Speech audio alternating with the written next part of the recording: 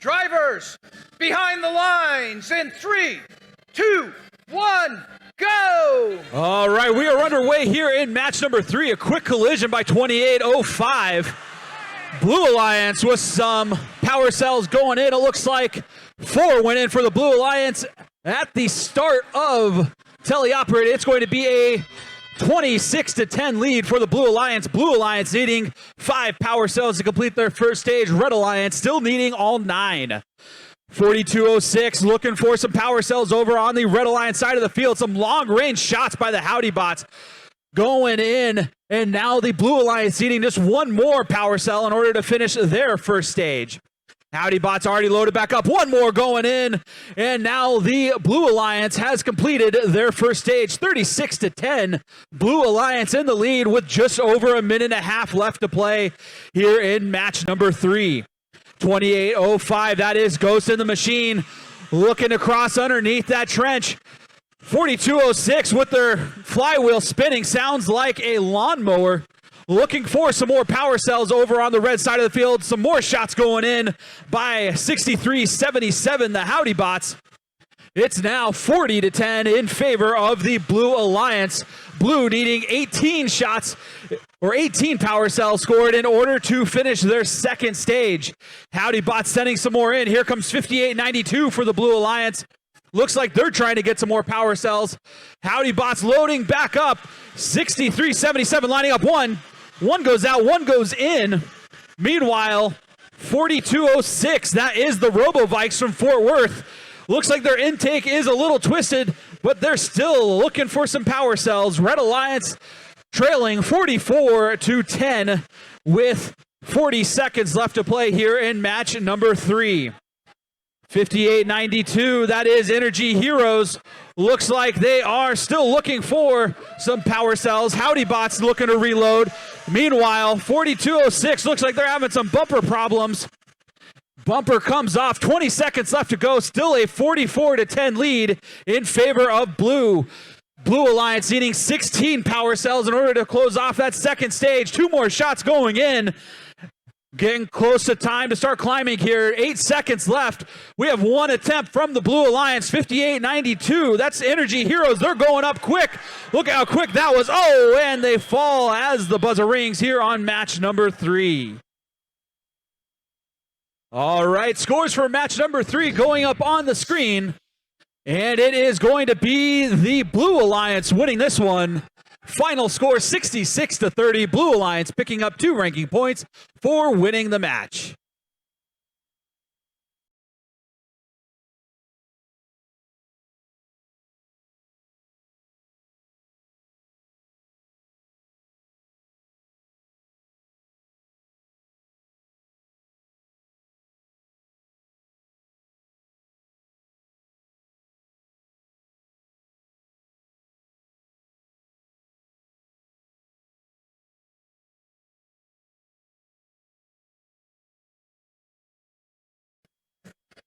Drivers, behind the lines in 3, 2, 1, go! All right, we are underway here in match number 9. A couple shots by the Blue Alliance, all of them falling short. A couple by the Howdy bots going in for the Blue Alliance. Howdy bots taking 1 more, and it's wide right. As we start the teleoperated portion, it is a 2-point lead for the Blue Alliance. Blue needing 6 power cells to complete their first stage. Red Alliance needing 7. Howdy bots taking a couple more shots at the outer portal for the Blue Alliance. Each one of those worth 2 points.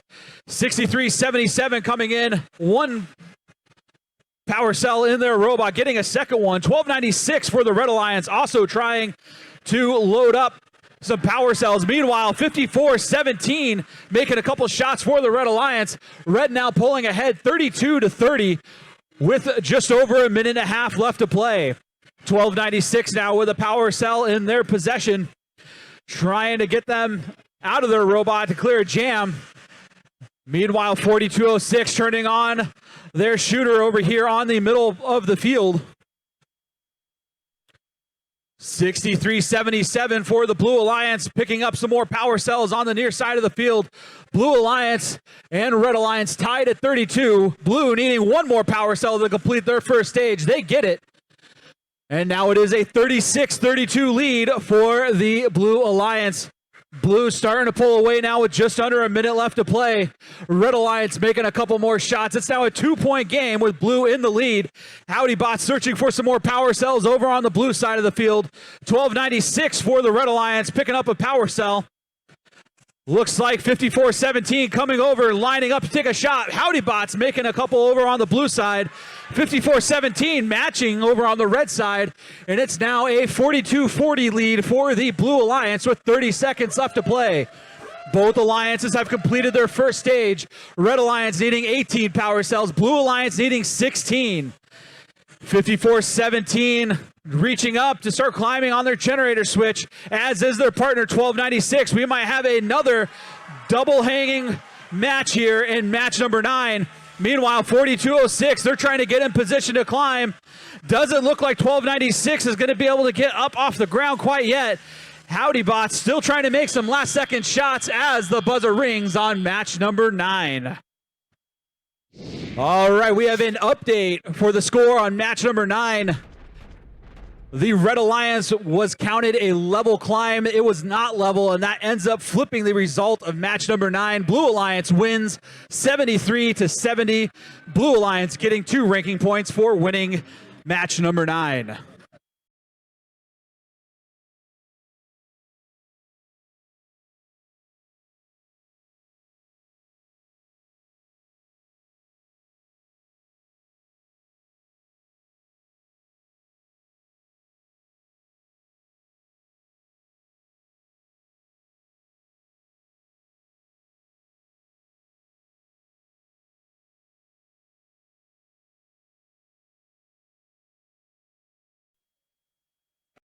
Drivers behind the line.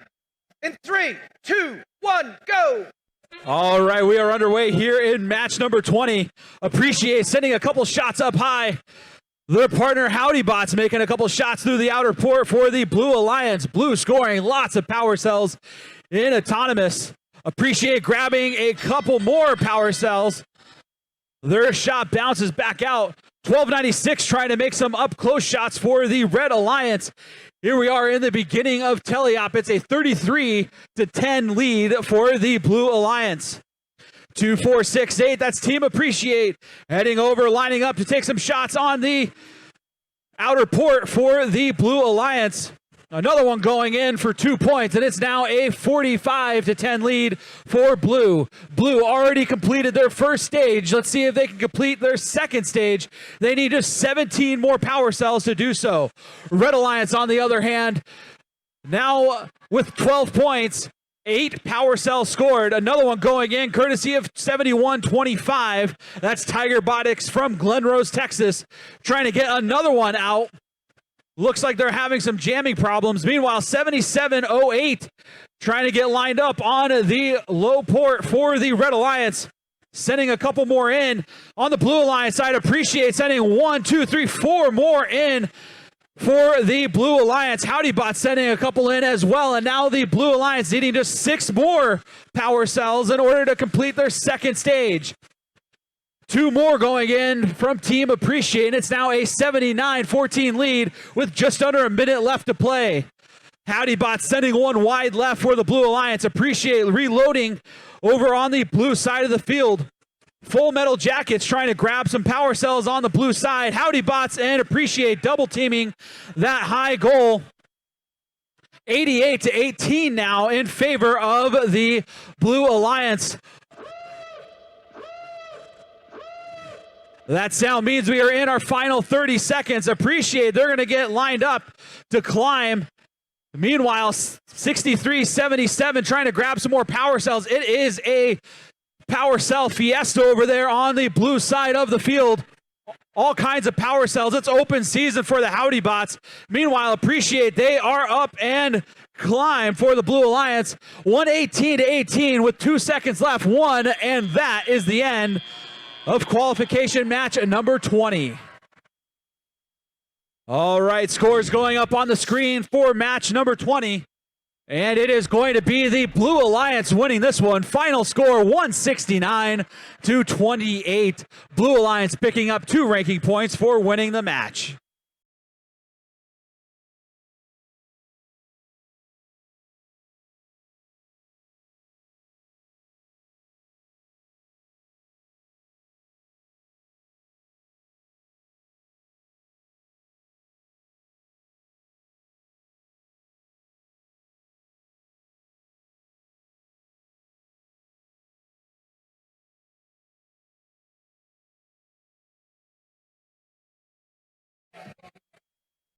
Drivers behind the line.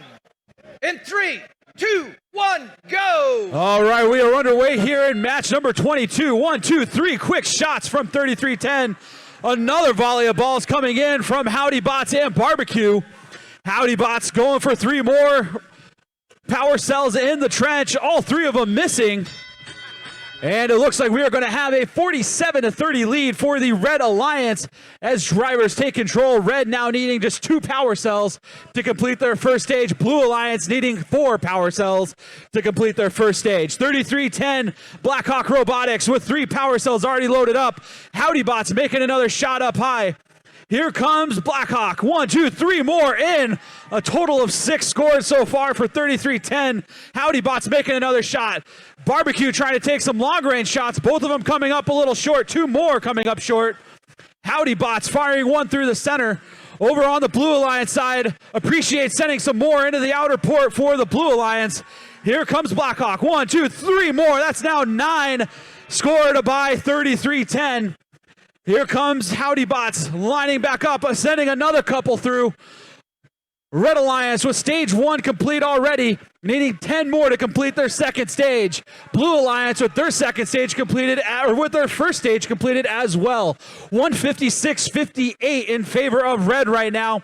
Penalties a factor in this match so far. Howdybots sending a couple more in. Blackhawk looking for some more power cells up front, but it is a clear field as Red Alliance continues to slam power cells into their goal. Blue Alliance having to feed them back out onto the field, making for some very quick cycle times for the Red Alliance machines. Appreciate looking for some power cells over on the Blue Alliance side of the field, sending both of their shots wide left. Here comes Barbecue looking to line up to take a long-range shot. 3310, Blackhawk Robotics, they're lining up to try another up-close shot. Barbecue lining up to take a mid-range shot. Looks like both of them are going to skip and go for climbs here as we approach 17 seconds left here in match 22. 2:11:73, Red Alliance in the lead. Barbecue trying to get up. They got bumped on the process. Here comes 3310. It looks like they're not going to be able to reach up quite high enough. Appreciate trying to balance their switch as the buzzer rings on match number 22. All right, scores for match 22 going up on the screen. And it is going to be the Red Alliance winning this one. Final score 166-121. Red Alliance getting 2 ranking points for winning the match.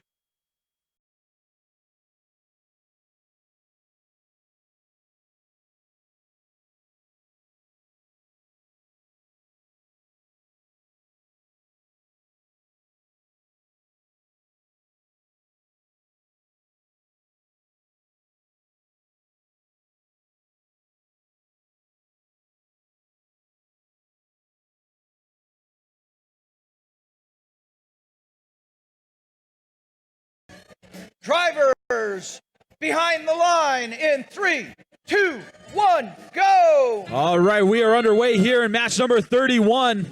Howdybots heading backwards, sending some shots in. Robochargers doing the same. Pantherbots doing the same for the Red Alliance. Lots of power cells going in here in match number 31. That's the end of Autonomous. At the start of Teleoperated, it's a 35-26 lead for the Blue Alliance. Blue needing just 5 more power cells in order to finish their first stage. Meanwhile, Red Alliance needs 6.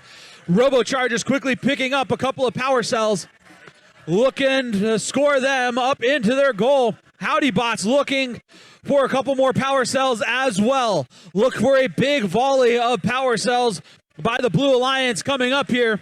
Robochargers trying to get locked on. PantherBot's making some long-range shots from the trench. Robochargers making one. HowdyBot's making a bunch. And the Blue Alliance has now completed stage number 1 with a 46-33 lead with a minute and a half left to play. Robochargers still trying to work through some jamming problems inside their hopper. HowdyBot's heading back to their feeder station. They're going to head back, looking to spin up their shooter and make a couple more shots. 1, 2. Not sure if we're going to get another one. There's a third one, but it bounces out off the bottom of the goal. PantherBots looks like they're still not scoring. Red Alliance starting to fall behind now with just over a minute left to play. Some fierce shots by 3005, the Robochargers for the Blue Alliance, as Blue now starting to build a big lead, 57-33 with under a minute left to play. Red Alliance has our number 2 seeded team. They're trying to hang on against the Blue Alliance, which has our number 8 and 7 seeded teams. So a win here for Blue would be big for those two teams. 63-33, a 30-point lead for the Blue Alliance with under 40 seconds left to play. 3005, the Robochargers from Dallas trying to find some more power cells. HowdyBots, they're already loaded back up. They're going to come in, ready to take some shots. Robochargers making some shots. HowdyBots making some. One going wide left. 69, no, 71-36 with less than 20 seconds left to play. 75-34, that's Dragonflies from Fort Worth trying to climb. Here comes the Robochargers. They're trying to get up and climb as well. See if they can get that third ranking point. That would be huge for these Blue Alliance teams. HowdyBot sending a couple more shots in as the buzzer rings on match number 31. All right, scores going up on the screen for match number 31. And it is the Blue Alliance winning this one. Final score 90-61. Blue Alliance getting 2 ranking points for winning the match.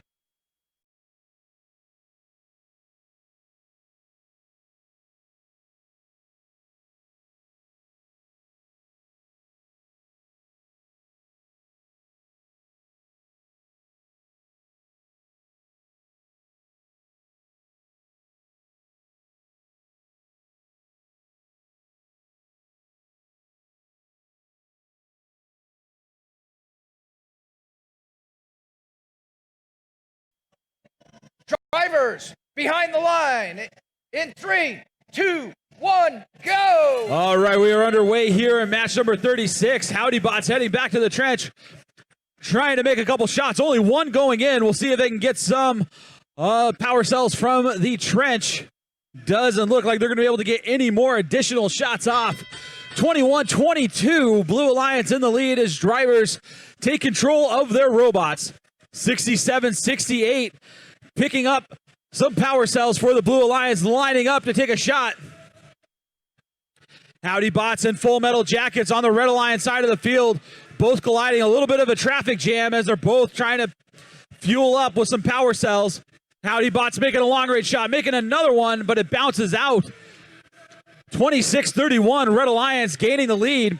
Full Metal Jackets scoring another power cell up high. HowdyBots scoring 2 more. And very quickly, the Red Alliance has already completed their first stage. HowdyBots heading back to their feeding zone, looking for some more power cells. 2, 3. Meanwhile, Blue Alliance trying to make up the gap, starting to fall behind. 45-36, Red Alliance in the lead with 80 seconds left to go. 1296, the Full Metal Jackets lining up to take another shot up close on the Red Alliance's outer port. 63-77. The HowdyBots loaded back up. 1, 2, and more shots going in. And heading back over to the other side of the field.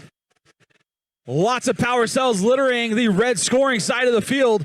Meanwhile, 63-21 starting to play some defense on the Blue Alliance's score. 75-34 getting a quick shot in for the Blue Alliance. 67-68 finally getting some shots off. Both of them missing. Red Alliance now leads 59-38 with under 40 seconds left to play.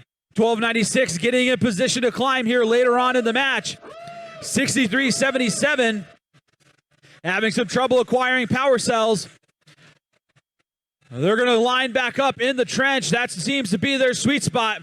Spinning up their shooter. 1, 2, 3 shots going in as the Red Alliance now only needs 10 more power cells to complete their second stage. 75-34 and 67-68, both trying to climb for the Blue Alliance. It's a secretous climb. Oh, don't know if they're going to be able to get that switch level as the buzzer rings on match number 36. Scores for match number 36 going up on the screen, and it is the Red Alliance winning. Final score 88-68. Red Alliance getting 2 ranking points for winning the match.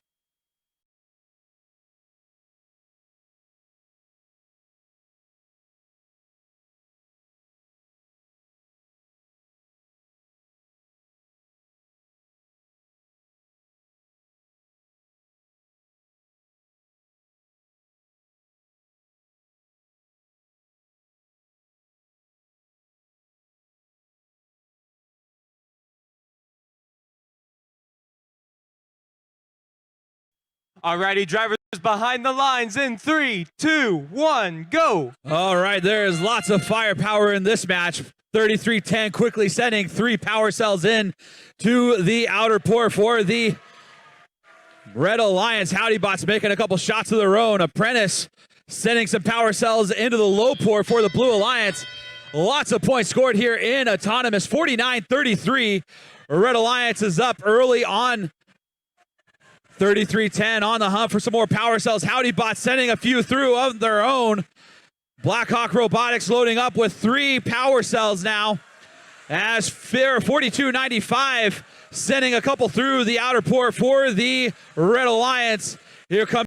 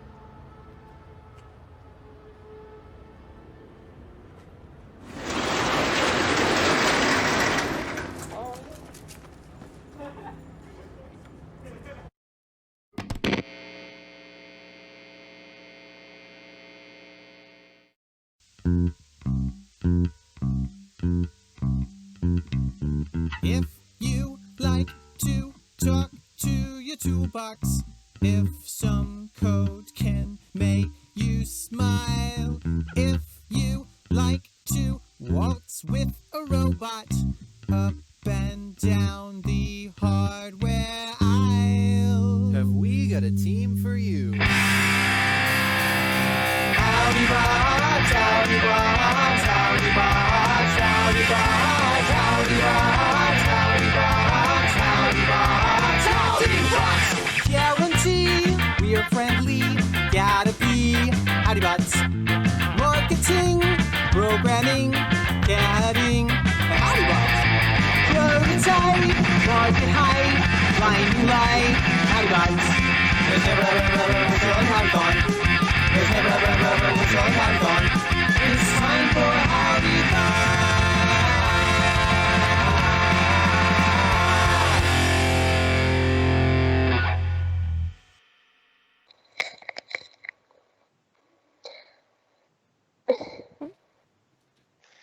Howdy! Welcome to the HowdyBot's third annual telethon fundraiser, the Howdython. Today we're going to be showing you what it's like to be on a high school robotics team. You're going to be watching a lot of fun and informational videos, including shop tours, student interviews, season recaps, and more, entirely made by our students. But before any of that, do you remember how old-fashioned telethons work?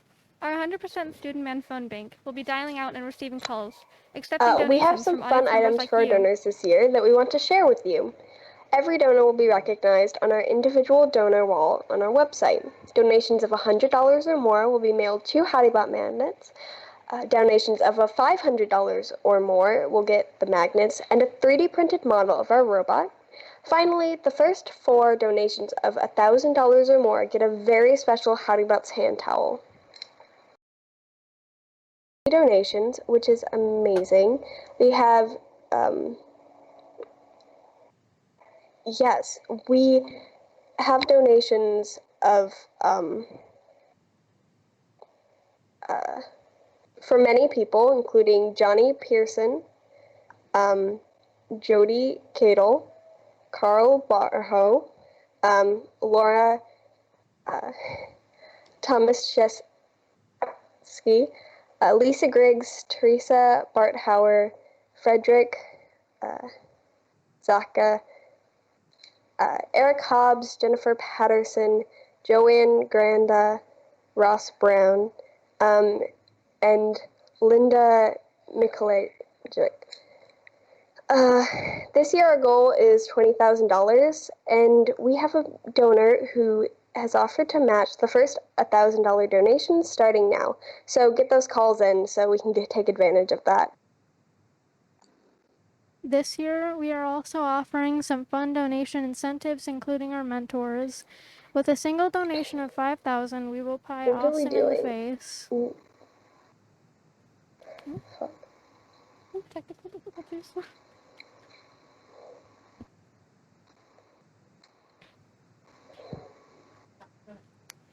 With a single donation of $6,377, we will throw a pie in Evan and Austin's face. When we reach our total donation goal of $20,000, a student will cut Scott's hair. If we pass $25,000, Austin will shave his head, and if we pass $30,000, Evan will shave his. But how can you donate? Well, we've made a helpful video to show y'all how you can donate and support us. Hi, I'm Ryland. We thank you for making a donation to the Howdybots and would like to make your donation experience as pleasant as possible. To do this, we're going to walk you through some of the donation features of this nonprofit organization. For those of you who prefer a more online experience, head over to our website at howdybots.org. Select individuals under the Support Us menu, then click the yellow Donate button to take to PayPal. Before we continue the tour, we would like to introduce you to our Frequent Donors program. Our frequent donors make monthly donations to the Howdybots organization, and for the 2020 season, they will be receiving limited edition Howdybot magnets. To make your donation monthly, just check the Make This a Monthly Donation box on the website. If you prefer a more personal experience during the telethon, you can call one of our students in the phone bank. The phone number is right there on the screen. If you prefer writing a check, sending it via Pony Express, make sure you make it out to ATX Robotics. We know you have many choices to donate your money, and we thank you for donating to the Howdybots.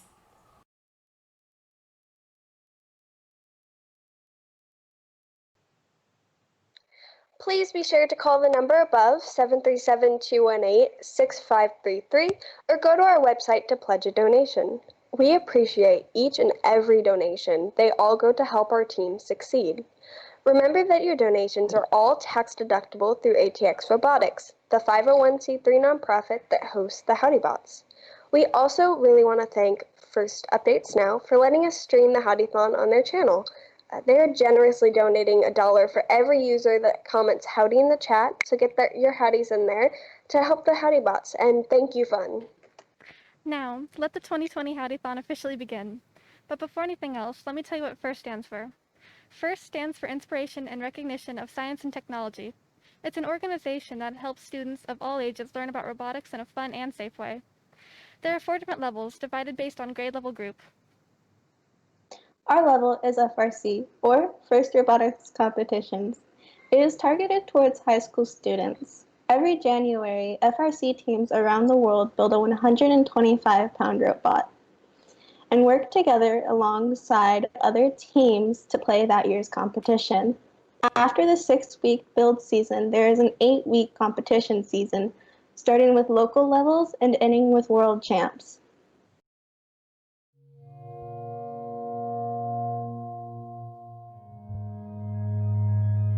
This isn't a robot.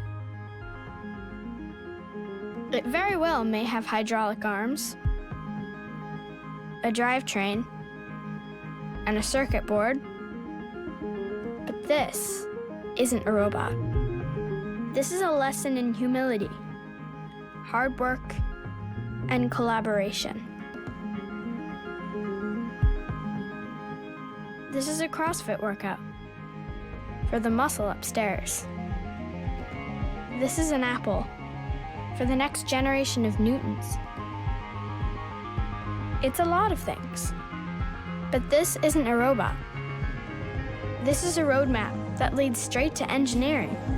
This is a rock to shatter 1,000 glass ceilings, a rope to pull a generation up and out of poverty, a sledgehammer to break down cultural barriers, and a universal language spoken in every nation on Earth. And because of that, this is a compass that can help point the way to peace. But please, don't think this is just a robot. This is Glastonbury for technology. This is mission control for the next moonshot. This is the Rosetta Stone to help translate the future. This is the sport that will help us win tomorrow. This is the software to program ourselves to cure cancer, build a clean engine, or step foot on Mars. But this isn't a robot. It's a machine to build the people who will change the world.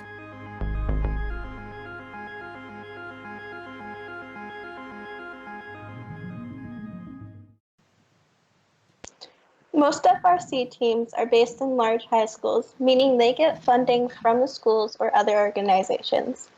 Our team is a community-based team, so we get 0 automatic funding. We have to raise our own money for our robots, community events, and shop tours all by ourselves.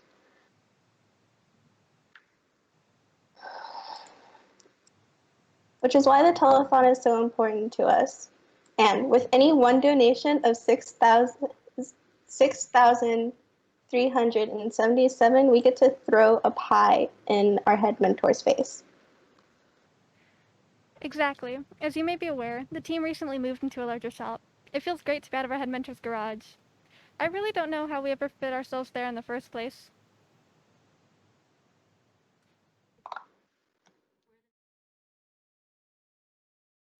Howdy, I'm Kirven, and today I'm going to take you guys on a tour of our shop. So we're going to start here. These are our pit carts. So whenever we go to an event, we load all of our tools and nuts and bolts and spare parts onto these. We have 2 of these, and then we can roll them in and they work as mobile workbenches. But we also use these during the year and throughout the off season as additional places to work. Right now we have them all rolled out of the garage and onto the driveway, and they act as additional tables. As you can see right now, we have gearboxes that are being worked on, some motors and stuff like that that people are currently in the middle of doing stuff with and different projects going on.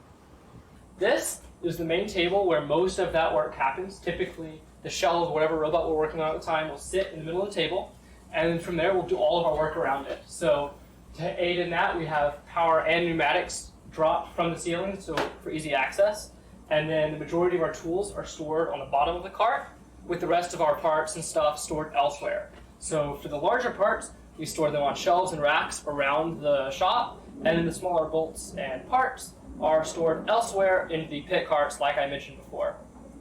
We also store tools and stuff elsewhere. So we have an additional toolbox here for stuff like hand tools, certain saws and stuff like that, so the smaller stuff. We also have a battery cart over here so that we can charge all of our batteries, because we have to upkeep and maintain about 20 different batteries so that we have enough for competitions and testing between competitions. And then in the back, we have an additional table where we use most of our larger tools, and Mackenzie's going to tell you how those work. Howdy, my name is Mackenzie, and today I'm going to be talking about the chop saw.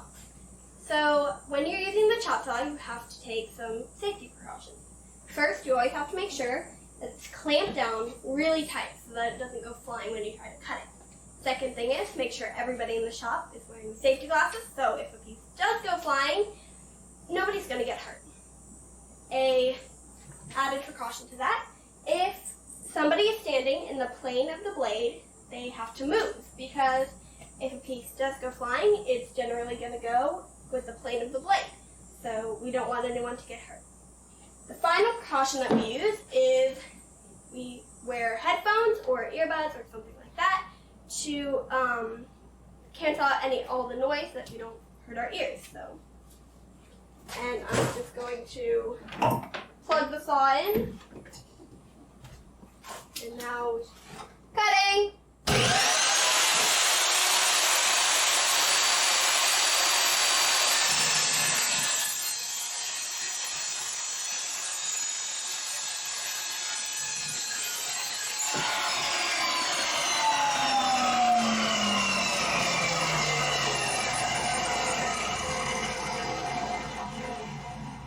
And that's how you use the chop saw.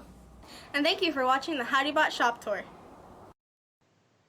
We had some more calls and want to thank Johnny Pearson, Linda Mikolicek, Jody Cattle, Carl Barho, Lara Tomaszewski, Lisa Griggs, Eric Hobbs, Jennifer Patterson, Joanne Granda, Ross Brown, and Teresa Barthauer. Your donations mean so much. Thank you so much for helping fund our next season. Please keep those calls coming in. One of the most exciting things that happened to us this year is that we got a new shop. We no longer have to work out of our head mentor's garage. Let's go talk to a couple of students about how they felt with the new space.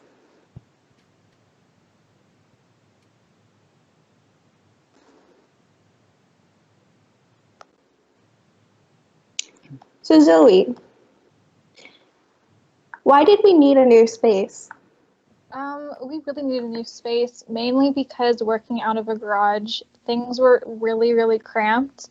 I think we were up to like 15 students or something, and we were working shoulder to shoulder, and it was really hard to like squeeze past everyone in the shop. Most days, if the weather was nice, we would take time out of our meeting to like haul everything out of the garage, and then we would work on our sloped driveway and in the garage.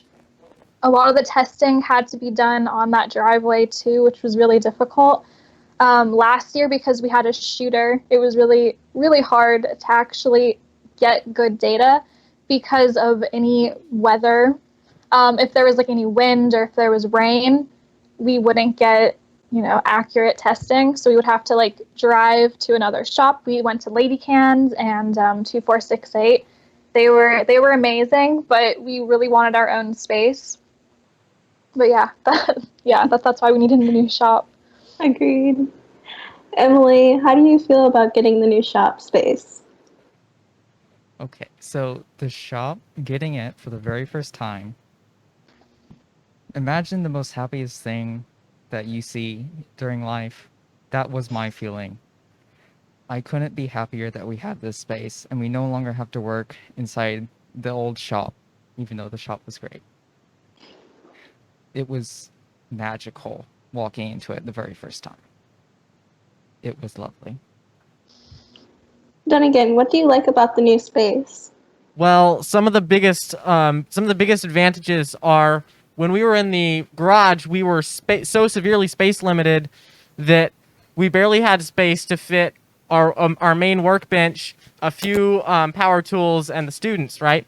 So now with this new space, we've had the area to bring in a whole bunch of new tools. So we've now got a CNC milling machine that we're refurbishing.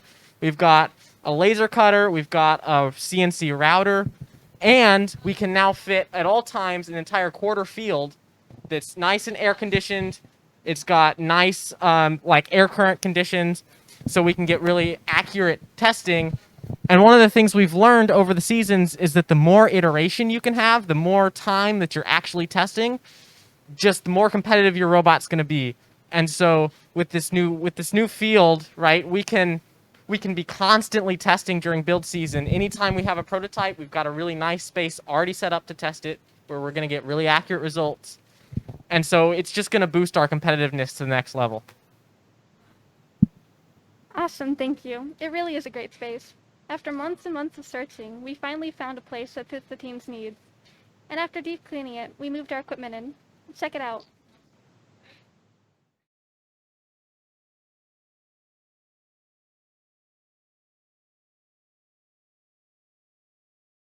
I'm not about to give up because I heard you say there's gonna be brighter days. There's gonna be brighter days. I won't stop, I'll keep my head up.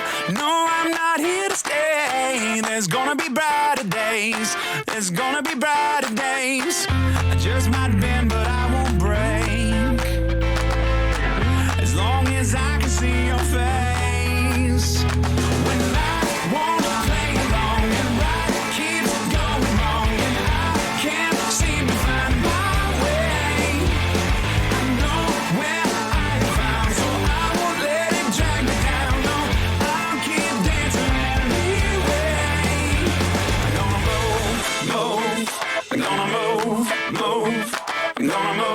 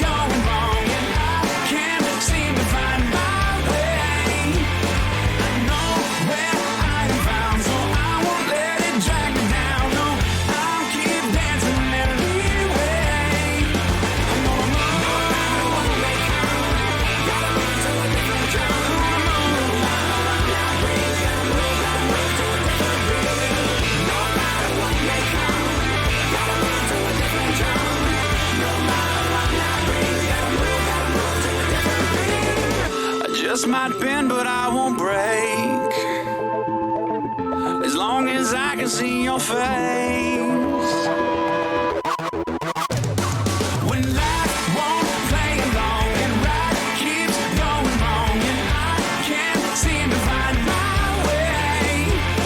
I know where I'm found, so I won't let it drag me down. No, I'll keep dancing anyway. When life won't play along and right keeps going wrong, and I can't see. That's a major difference. Wow, I can't believe how much more space we have now. Instead of testing mechanisms on a crooked driveway or writing code around a kitchen table, we have enough room for a level half playing field and programming stations. Now let's give you a live top shop tour.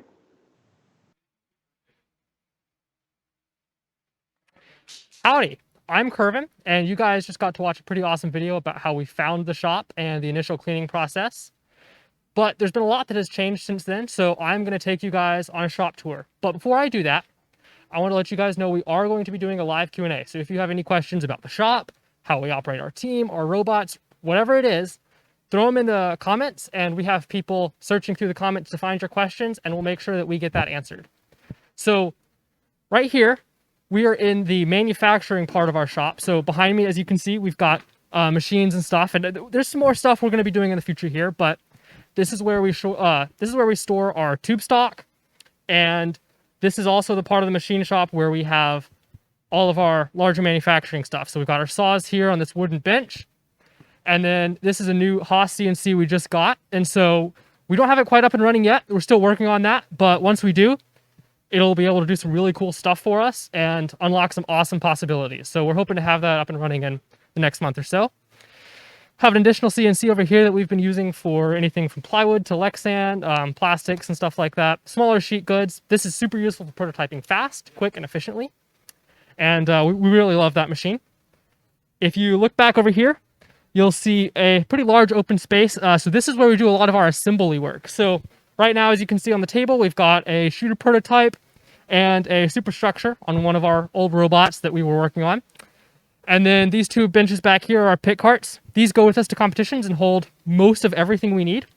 And they also serve as additional workspaces in our shop. Coming this way, we have multiple people on our telephone bank here, and a lot more virtual. And this area is kind of the last part of the assembly. We do a little bit of assembly here on the table, and this table over here. This right here is a prototype we've been working on for a new, what we call spindexer. So the idea is we pick up these balls off the floor, and then we have to have a way to index those balls and control them well before we shoot them. And we got to decide when we shoot them well. So this is a prototype we've been working on to help us do that. And this right here is another shooter prototype. It's really large. This was way too large to ever go on a robot, but it's built this way so that we can try any number of combinations. And then once we find what works, we'll scale it down to the size that we need and figure out how to package it onto our actual robot. Back there are two bathrooms. We're very happy with those. The last place we were in the garage only had one bathroom. And so when we were trying to push 20 to 30 people through there, it was pretty hard. So it's nice having two to split up, and it's a great feature. Over here is where we do a lot of our CAD mechanical work. Right now, it's all taken up with Telethon stuff. But normally we have CAD stations set up here. And then in the back, we have a kitchen area. Right now, we've just got some pizza for the telethon, but this is a great place. We have a fridge that all the students can store their food. We've got microwave, coffee maker, some snacks. This is a great addition and something we didn't have in the last shop that is a big help here. If we look over to the left, this is where all the action has been happening. So you guys have probably seen our stage over here. Backstage over here, we run the telethon. So these are our main two CAD machines here. They normally live over there, and this is also our main CAD table, but it's all been moved to facilitate the telethon. And normally this area is where marketing hangs out. We've got a bunch of tables over here. They do all the cool graphics and branding that you guys see and love.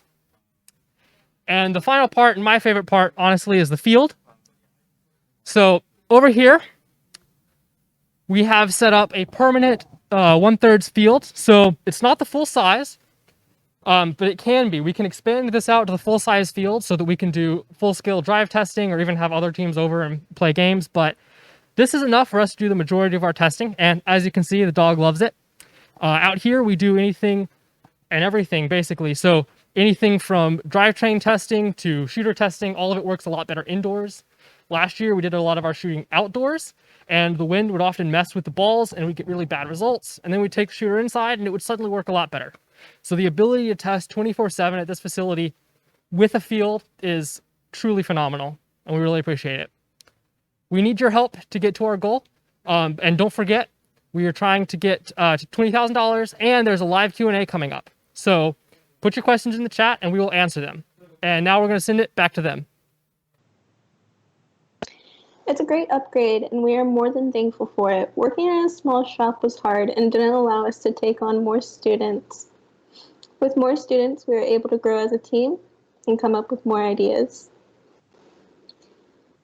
To help us continue working in this new space and hashtag Save the Ranch, please donate now. And again, if we get a donation of $6,377, we get to pie our head mentors in the face. The season was going good until it all changed.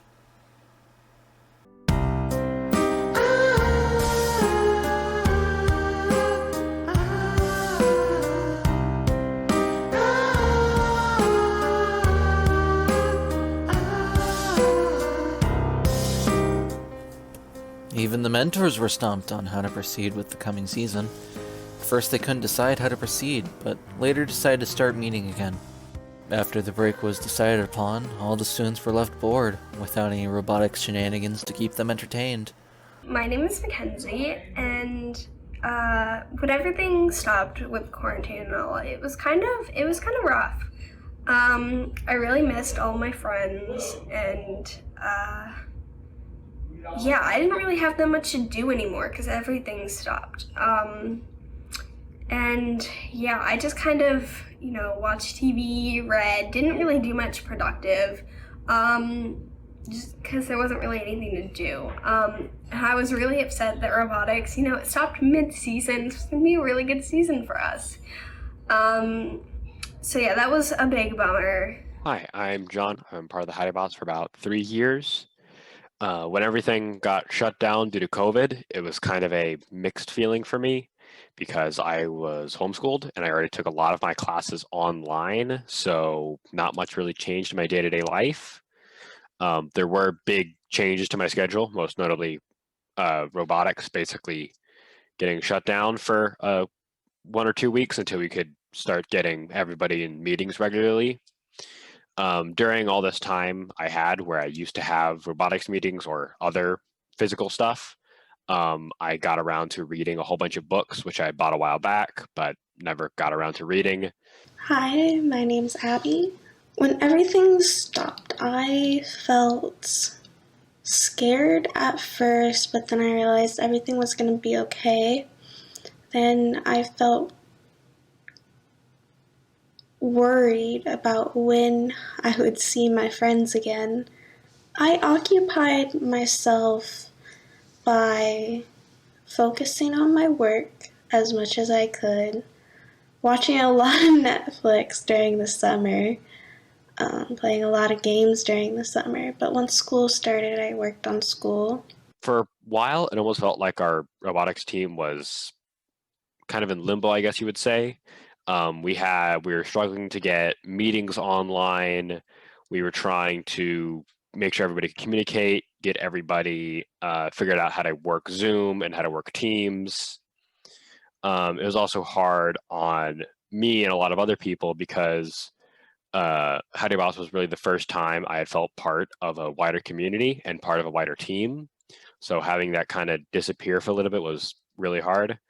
During the lockdown without robotics was hard because I love robotics so much. I get to see my friends, I get to do something I love, and during the lockdown that was hard. After a while, the mentors decided to start having Zoom calls to try and get some work down and progress in the season. Took some getting used to. All right, everybody, thank you for joining the meeting today.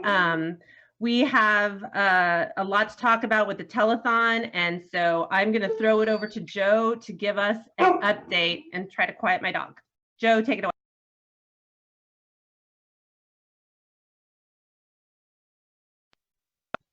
Joe, you need to unmute. Joe, you need to unmute. Okay, so the Spurs are all ready to go. If everyone remembers, it's the merit badge system that we're trying out to, build up skills in all the students. So has anyone taken a look at the folders I created? Anyone? Joe, I don't think she can hear me. Joe, okay. I can hear you. Okay, I'm gonna try to. You're muted. Joe. Hey guys, thanks for joining on our meeting today. It's got a lot of fun stuff we can talk about, a lot of things we want to do, but I wanted to toss it back out to you and see, what do you guys want to talk about today? What do you want to work on? Any ideas? Anyone? Unmute the button. You got to click the microphone in the corner. Did y'all look over and, all the resource sheets and make sure that it had everything y'all had wanted on it? Anyone? Anybody awake out there? All right, well, we're all going to go clean the restrooms today. You were muted. Listen, we'll come back to you. I got to move on to Rishik. Oh, okay. Just we'll come back to you. Hey, Can you hear Rishik. me? Okay. What? No, hold on. Prepare for the telethon update. We're going to go to Rishik. Rishik, can you talk about your dashboard real quick and give us an update there? Okay, no, you're muted. It is really nice that we're doing online meetings now, and I was really excited when we started those because, yeah, it's nice to see everyone. I missed everybody. Like, it's different when you can't meet in person, but it's still fun to be able to see everyone. When robotics started back up again, I decided to stay virtual because it was safer for me and my family. But it was also really nice to see robotics start up again. We finally started figuring out how to work online and get everything set up. Our meetings became more scheduled. We started to really get working on some big projects, and we finally moved into a new shop. And probably the hardest part of going online was the isolation. It's a lot harder to really, connect as a team when you can't just walk down the hallway and go talk to someone. And you still have meetings online, like on Zoom, but it's not quite the same because often you're all just sitting at your own computers, and some people don't have cameras, or they don't have their cameras on, or something along those lines. So it feels a lot more isolating. The hardest part about being virtual is it's much harder to keep yourself on task. Like, personally, my attention goes into multiple places at multiple times, and it's hard to focus on one thing, especially when I have homework now, so it's pretty hard. In virtual meetings, it's really hard to get everybody to, stay as focused as we would in a meeting. There's also less to do for a lot of people, seeing as you can't really work on the robot in your house. So there's a lot of marketing stuff going on and video things, but there's not that much to do for mechanical folks, so that's a bit rough as well. After a lot of Zoom calls and Howdython planning, it was decided to have open shop hours. By this point, we had gotten a new space and weren't as cramped as before. With this extra space, we were able to have a limited amount of people come to the shop in a rotation. After a while, we decided to move to bigger meetings for specific topics, like the telethon, but still with a limited amount of people and strict guidelines, including staying 6 feet apart. And with the season cut short, QuickDraw wanted to do her part.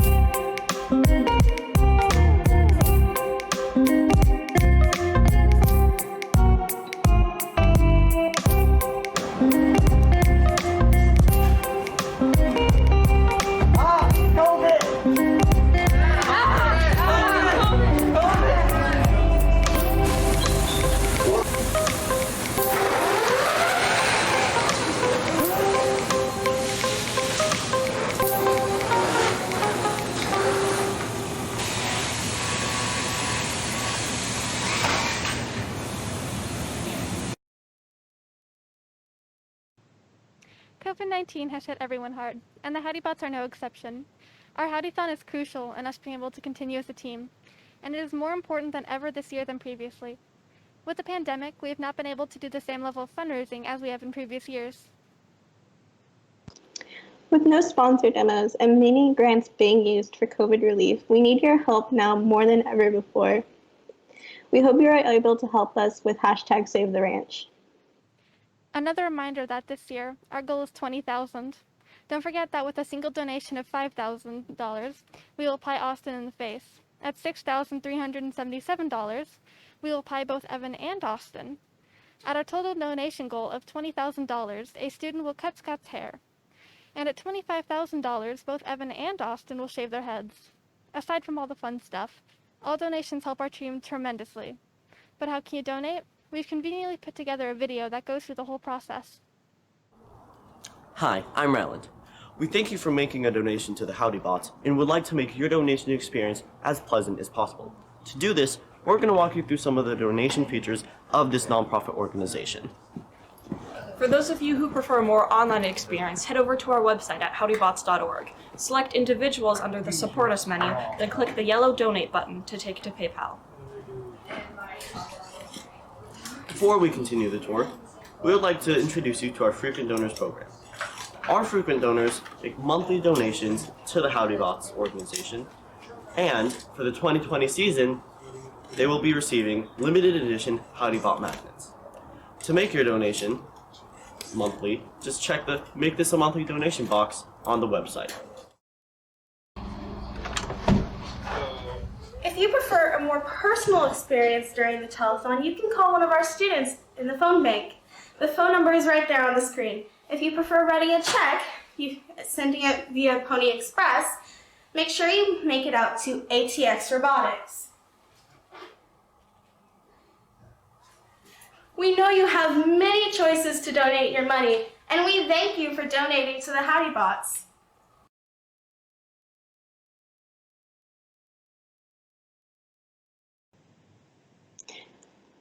We would like to thank our new donors, Gay Thomas, Patricia Gordon.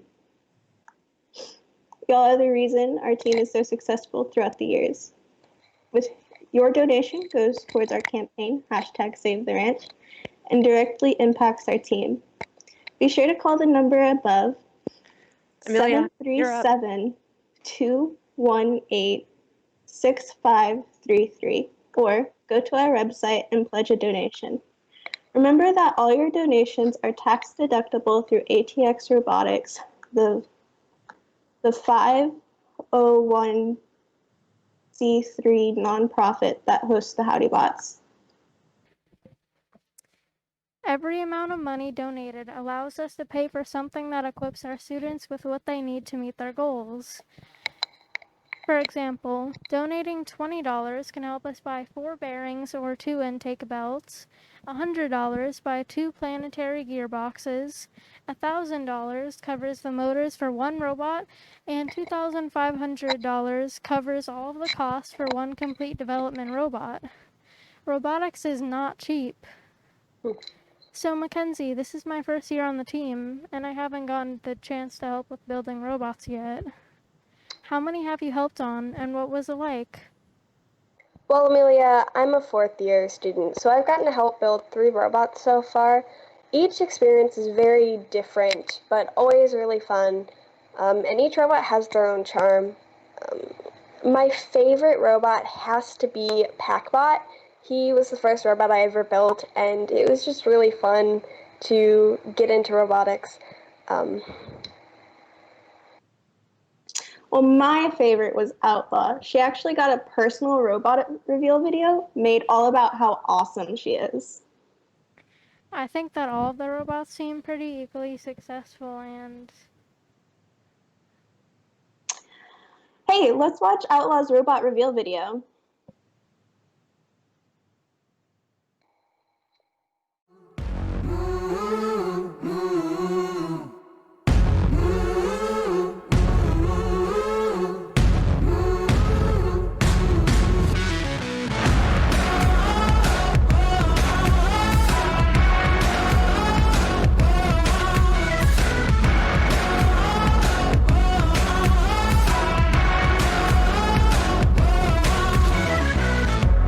It's coming, you can't stop it now.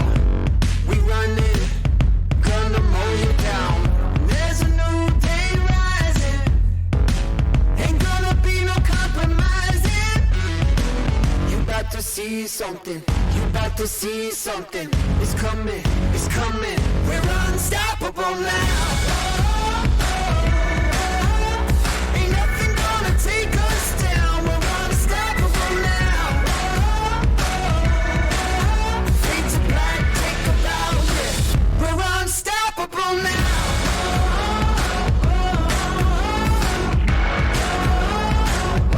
Here it comes. We're picking up steam, just like a freight train, swimming upstream. The pressure's insane. There's a new day dawning. I feel the changes coming. You're about to see this, you're about to witness.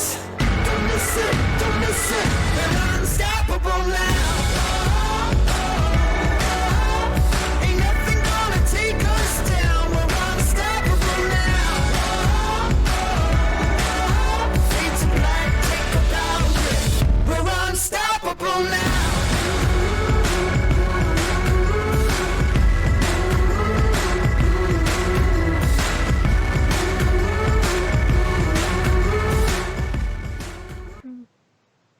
huh, Outlaw is really cool. She might be my favorite now too. Well, don't decide that before you've met the others. We also want to take this opportunity to thank a few more donors.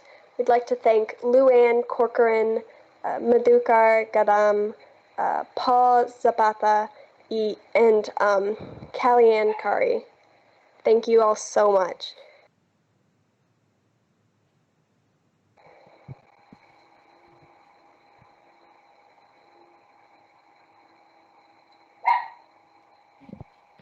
Now let's watch a video about our past robots.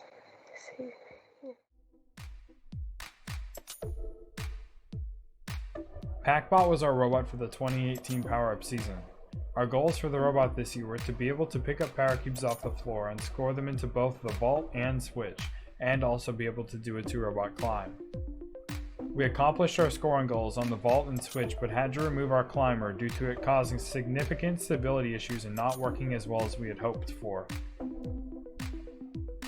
Pac-Bot has an intake with wheels for picking up power cubes off the floor, which then rotates to shoot over the back scorpion style. Pac-Bot was also an excellent robot for locking down opposing robots using defense. Here's an example. This is our finals 2 match in the Championship Newton Division, where we completely shut down one of the highest scoring robots in 2018 for around 60 seconds. This year was also our first attempt at closed-loop programming, which allowed us to tune our drivetrain using PID loops and use features such as velocity ramping. Outlaw was our 2019 deep space robot and our first attempt at an arm-like mechanism. Our goal was to be able to climb to HAB level 3, which we had accomplished by our Week 1 Austin District event. Outlaw's arm is powered at the shoulder by 4 mini-sims and has a wrist at the end for controlling the angle for scoring. Outlaw's hatch mechanism, found here, is a Delrin piston-powered clamping hatch grabber and scores to either level 1 or 2.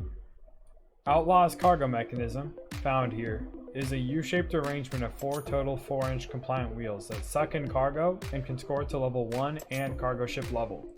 Outlaw's HAB level 3 climb uses the power of suction cups and her arm to flip herself upside down on top of the HAB. This was our first attempt to using motion magic since we needed a smooth and easy way to move our arm between the many possible scoring positions. This was also the year we came up with the idea to make our pod drivetrain. This style of drivetrain allowed us to swap and fix individual sides in a fast and efficient way. We also wrote our own white paper called Don't Break Your Bot. Don't Break Your Bot is a guide for testing large and delicate mechanisms and is a great read for FRC students and anybody else who's interested. You can find it at howdybots.org/resources under white papers. QuickDraw was our 2020 Infinite Recharge robot. Some of our goals for our robot this year were to be able to consistently score power cells into the upper goal, clear under the trench, and pick up power cells off of the floor. We had accomplished all of these goals by our Week 1 Greenville District event. QuickDraw has 6 mechanisms that all chain together to allow us to hold the maximum amount of power cells and get them scored as fast as possible. The mechanisms are the intake, the sorter, the upgoer, the accelerator, the shooter, and the turret with a limelight for targeting. We do use vision targeting for tracking the power port to ensure our scoring is both automated and consistent. A system of this complexity took extensive tuning and required us to establish a specific routine for tuning, whether we were at competition or in the shop testing. This year, we also had nailed a consistent 6 power cell autonomous routine by using motion profiles, which I will now show here.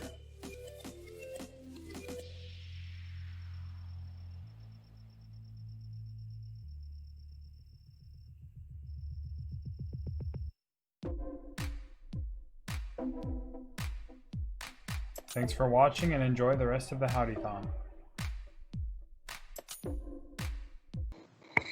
Those are great. I wonder what some of the other students' favorite robots are. Well, why don't we ask them? Hello, everyone. We have here Finley, John, and Zach. So, Zach, what was your favorite robot to work on and why? I would have to say QuickDraw, just because all the mechanisms worked so well and completed what we wanted to do on the field, and it was just so open and easy to repair whenever there was a problem. That's very true. What about you, John? What was your favorite part of your favorite robot, and how is it different from all the other robots? So my favorite robot was Outlaw, primarily just because that's the robot that I was first there for. It was also just, generally for me, it's the one that I have the most attachment to. So, and my favorite part of Outlaw is the little suction cup climbing mechanism we have, because we had always toyed with doing stuff with suction cups, but it had always kind of been pushed off to the side. And that year we finally decided we're going to give this a shot, and it turned out really well. And it was really fun finally watching our robot flip over at competition after we had spent so long trying to get it to work right. Yes, that was a very fun part of competition. Finley, what about you? What's your favorite robot? Well, mine would also have to be Outlaw. Well, mainly, I've been on the marketing team for the past 4 years, and Outlaw was the most fun to make the story and world for of the interstellar galaxy gas station. Yes, that was very fun.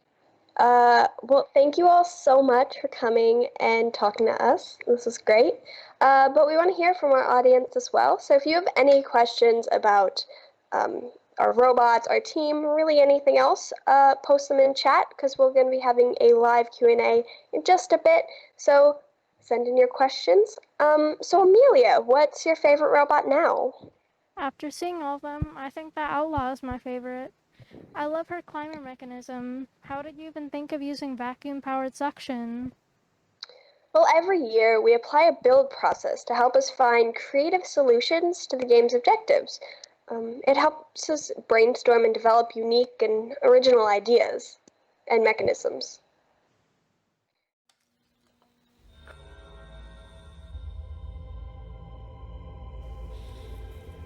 The Howdy Bots are a robotics team which competes in the first robotics competition. Every year they build a robot from scratch and go to compete with robots other teams have made. This robot is QuickDraw, the robot that was designed and built to play the 2020 Infinite Recharge game. It all begins at the kickoff event at the start of each year. At kickoff, the team is given information about this year's game and access to that year's rulebook. In this year's game, teams score points by shooting power cells into the power ports, by spinning the control panel, and climbing on the shield generator switch. Once the team has the information, they begin to thoroughly look over the entire rulebook to better strategize that year's robot. The team's main priority with QuickDraw was to score the outer port from the trenches with over 80% accuracy. Once the team has a strong understanding of the rules, they then begin the ideation phase. During this phase, the individual students will create their own ideas for mechanisms and present them to the team. After all the ideas have been presented and organized, the team begins figuring out which combination of mechanisms will work best for their team. Once the team has figured out the mechanisms they need, the team begins to create early prototypes with wood and various cheaper materials. These prototypes are used to prove out their concepts and find potential problems with their design. They will continue to iterate on their designs throughout the build and competition seasons. There are 4 systems that were prototyped: shooter, intake, ball handler, and turret. Here we see a student constructing the shooter prototype, which will later be transitioned into a metal prototype version. After some prototypes have been constructed, they're remade in SolidWorks. SolidWorks is the software the team uses to design robots and how they fit and move in a 3D environment. Using SolidWorks, they are able to design parts for the final build. These part designs are sent to Integrated Metal Products, IMP, which does metal fabrication. They're kind enough to cut and bend aluminum and steel parts for the team, and then the team picks them up. The team then begins to assemble the chassis. QuickDraw's drivetrain is a West Coast drive powered by 4 Falcon 500 motors from Cross the Road Electronics. It includes a custom single-speed gearing with the ability to shift between low and high speeds programmatically. Once the body of the robot has been constructed, they then add the necessary mechanisms, electronics, wiring, and pneumatics. The electronics board is composed of a sheet of Lexan. The team zip ties electronic elements to the board. This includes the Robo-Rio, the brains of the robot. The Robo-Rio communicates with the other systems on the robot via CAN. The team uses Wago clips to connect CAN wires to various components. These are easy to use and can survive the hardships of competition.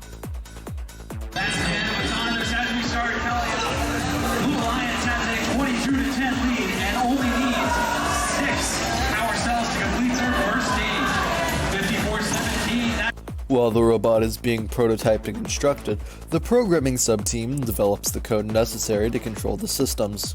While the shooter is being prototyped, the programming team was deploying code to control the shooter. As completed systems are added to the robot, the code is integrated to ensure that the systems work together. In QuickDraw, shooting is done by coordinating actions between the targeting, ball handling, and shooter systems. During a match, the targeting system continuously tracks the power port. When the gunner tells QuickDraw to shoot, it makes sure that the turret is on target and that the shooter is at the proper speed before the ball handler starts feeding power cells. The team's process for developing ideas, prototyping concepts, iterating on designs for mechanisms and control systems, and integration is focused on achieving the goals the team sets for themselves at the beginning of the season. At the First in Texas Greenville event in Week 1 of competition season, QuickDraw exceeded the team's goal and was the highest scoring shooter at the event.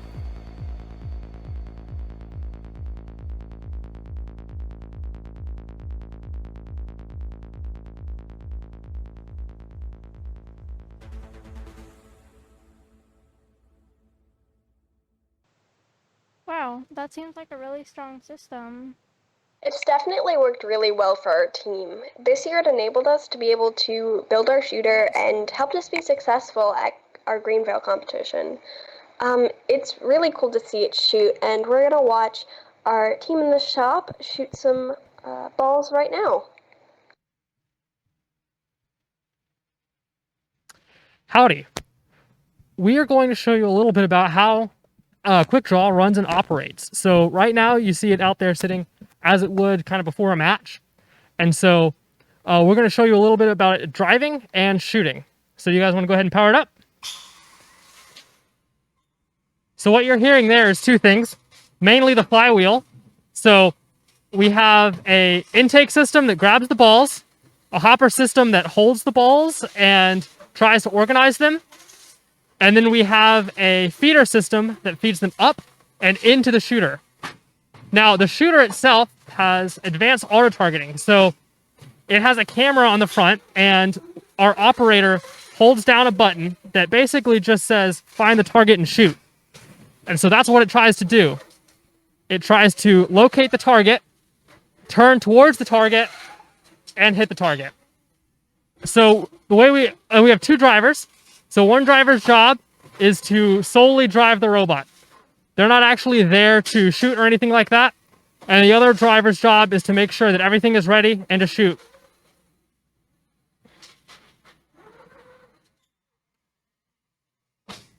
And as you can see, sometimes the balls don't always work. A lot of that has to do with ball quality. And that's one of the main things we're working on our next shooter, is to make all of the balls more consistent. That was awesome. It takes a lot of work and robot parts to make our robot do that. In fact, let's look at some of the things your generous donations can help us do. A donation of $30 can buy us 2 shooter flywheels or 1 color sensor. $100 can buy 2 pneumatic manifolds. $150 can buy 4 pistons or 36 bearings. And finally, $4,000 covers 1 month of rent, utilities, insurance for our shop, or registration for 2 competition events. Let's see what we can do with the robot parts your donations help us buy. Check out our vision system.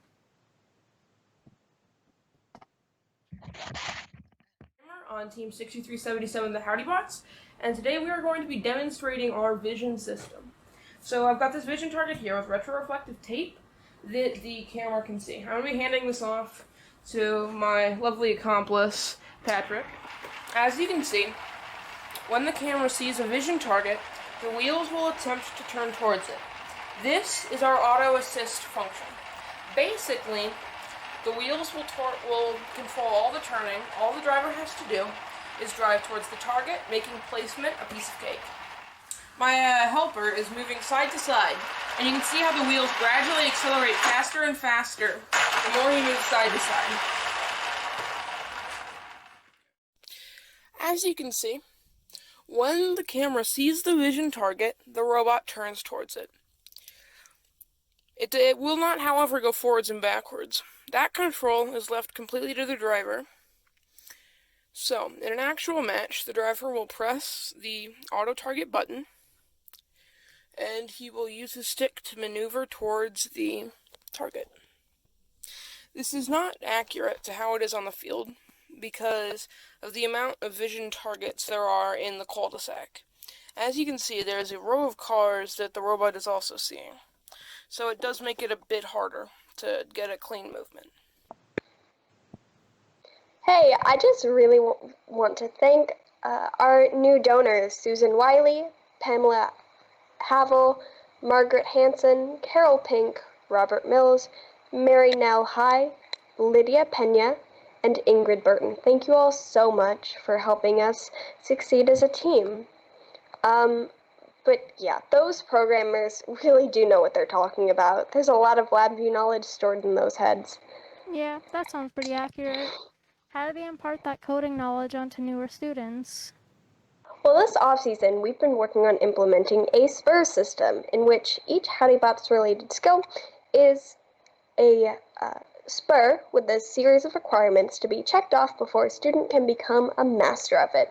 This system really helps us make sure that students are well equipped with the skills they need to be good at what they hope to learn while part of the team. Before the Spurs, it was hard to determine how much knowledge someone had in a particular area.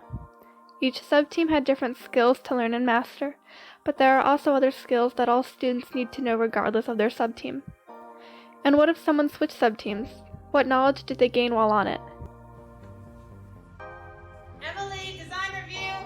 Okay, I have to go, but you were on the team last year, so you got this. We needed a better structure for teaching skills and keeping track of who knew what. We also needed a way to document what every HowdyBot should know and a tool that would help new students start getting up to speed quickly. Before we created our Spurs, we looked at what other effort teams had created. We took a lot of inspiration from the following teams and people. The team at First Badges, which included Julia Green, Team 33, Andrew Spieth, Team 68, Debbie May, Team 1023,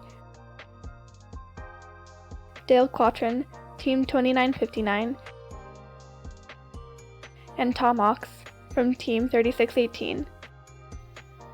We would also like to thank Team 624, Kryptonite, Team 3468, Magna Tech, and Team 3538, Robo Jackets. With the work they had done, all we had to do was tailor them to fit our team's needs. During COVID-19, we started the creation of our Spurs. Meeting virtually, we decided what areas needed Spurs and what they would have in them. Sometimes we took an entire meeting brainstorming one Spur to make sure it was complete and could be used for seasons to come. We currently have 13 Spurs in total and 4 in the works. There are 3 Spurs that we require all of our students to have under their belt: the How to HowdyBot Spur, Fundraising, and Outreach. The How to HowdyBot Spur outlines the skills that are needed to be a HowdyBot, including basic shop safety, team information, participation expectation, first values, our brand and uniform standards, and basic details about our current robot. Because all students are involved in fundraising and outreach, we ask all of them to complete Level 1, where they will learn about public speaking, attending and hosting robot demonstrations, details of our annual budget, how our team raises money, and our sponsors and how we engage them. We decided to ask the students what they thought of the Spurs, and these are the responses we got. How was the process of creating the Spurs? Well, it was sometimes slow and difficult to find the resources we needed to keep working on it. Otherwise, it was a good and thoughtful process. The students got to give their input whenever we needed something or not. How do you think it's going to change how we function as a team? Well, I think most of us agree that it's going to make the team more efficient overall when it comes to the organization of our knowledge, because we're implementing a system to retain and grow student skills. Why do we think it's good to have everyone complete the How to HowdyBot Spur? Many students agreed that this would give a solid understanding of the basics and how to appropriately represent the team as a whole. For example, one student said it is important for every student to know the basics of how to be a HowdyBot and how to appropriately represent the team, also to make sure that every student is on the same page as a member. What Spurs are you going to work on? Most of the students have decided to work on the graphic design, manufacturing, and how to HowdyBot Spur. I myself am going to be working on the 3D printing and graphic design Spur. We were excited to have our Spurs ready to go during the off-season. Now team members can choose to develop greater expertise in their own sub-teams, or choose to develop skills in sub-teams other than their own. We also have a better system with which to bring new members onto the team. The Spurs allow them to learn fast, meet various students in the process, and feel like a HowdyBot more quickly. Emily, design review. Okay, I have to go, but you're level 3 mechanical, so you got this.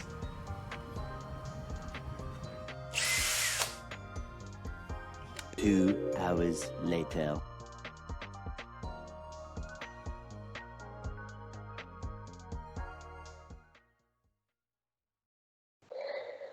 To see how how the students are enjoying the Spurs and learning these new skills, we're going to talk to some of them.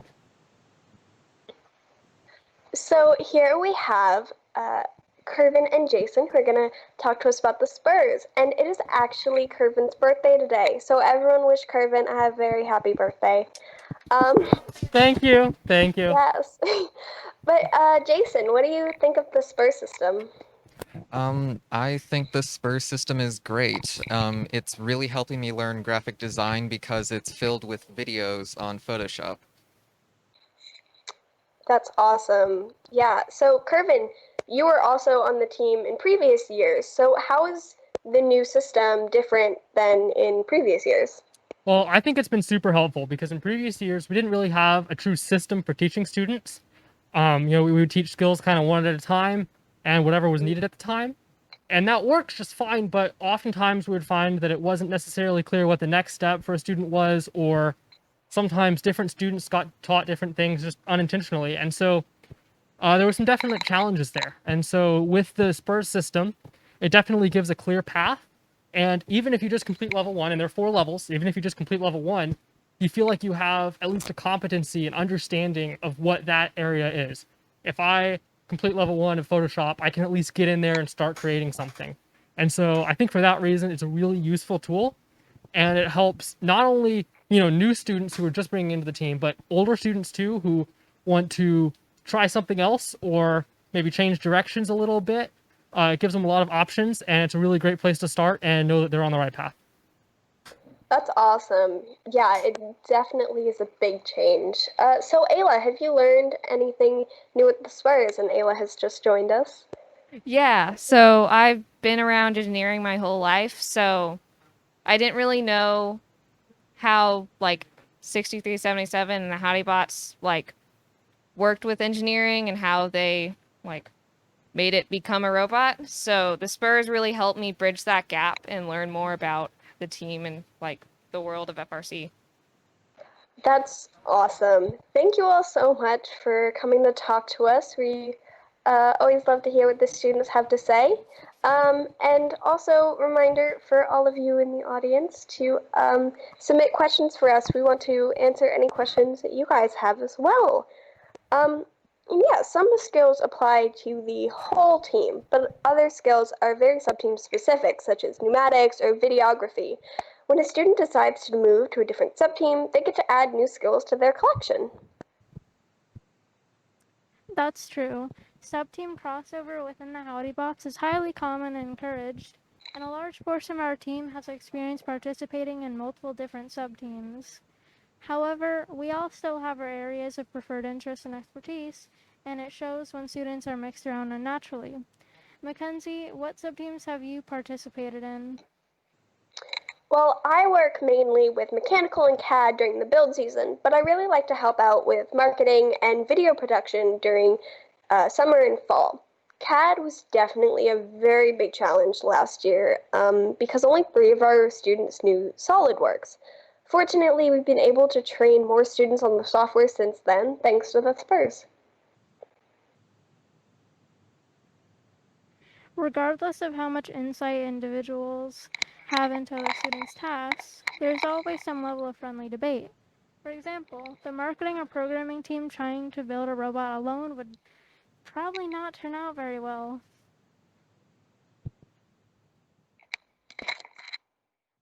Guys, it's been 3 weeks. Why isn't the elevator code done yet? It's only 4 positions. It can't be that hard. Maybe we'd be able to get the elevator code working if we had some time on the robot. It's a little hard working on code when those clowns over in marketing are just yelling their heads off just about 24/7.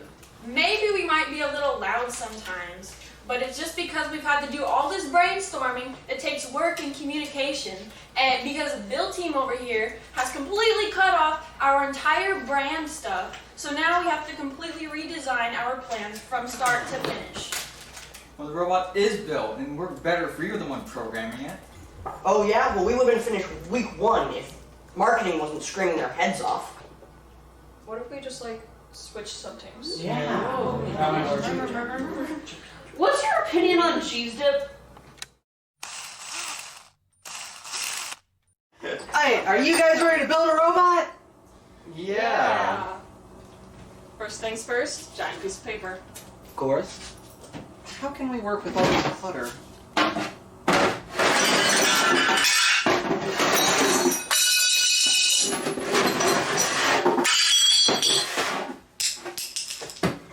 Much better.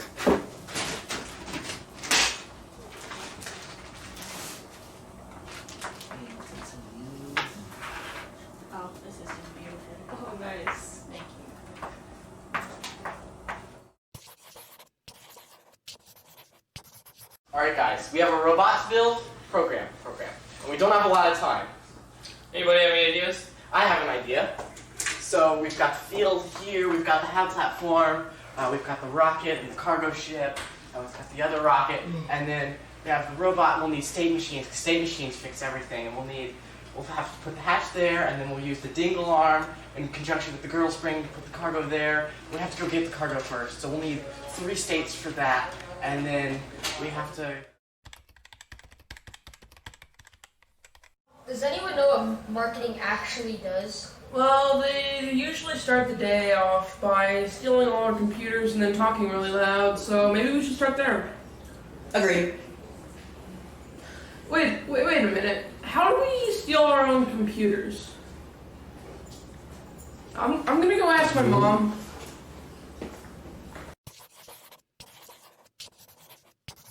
So we have our master code in the config file. That allows us to use the state machine in conjunction with the lunar wane shaft so that we can take control of the other robots and they will score points for us.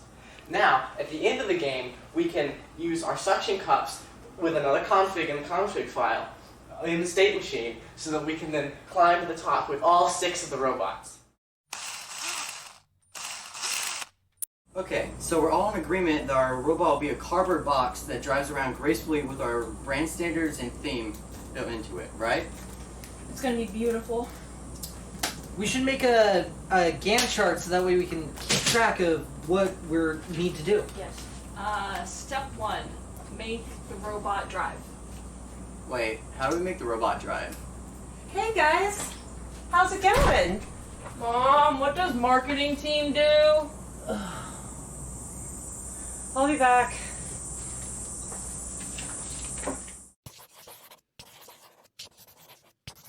Alright, so we can use the Frankenpool emission equated with pi to 30 digits with our torque and speed calculations conjoined with this motion profile graph to create smooth splines between each of the points of our diagram here. And with that, we can reduce our cycle time down to 3 seconds per element, which should allow us to play everything on the field just by ourselves. Alright, so I'm gonna pull up their Gantt chart for me so we can figure out what to do. So now all we have to do is raise 30 grand, design the pit, conduct outreach events, design our t-shirts, write chairman and business plans, and make sure that every single person on the team is developing into a happy, successful, confident adult between the 3 of us. Well, I can ask my gram for 20 bucks to get us started on fundraising, I guess. Sounds like a start.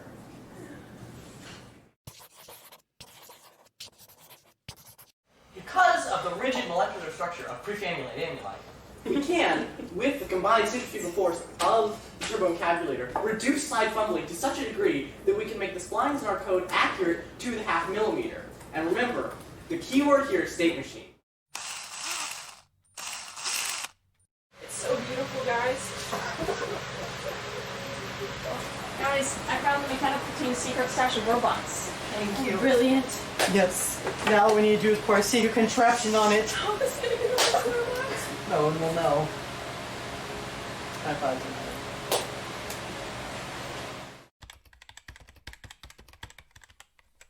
Let's go ask people people for donations? I'll go ask the marketing team. Yeah, I'll go ask Kirven. I guess I'll ask somebody. Can I have some money for some donations? No, you can't see it. Look, just here's some money. Okay, go. Okay, thank you. Bye.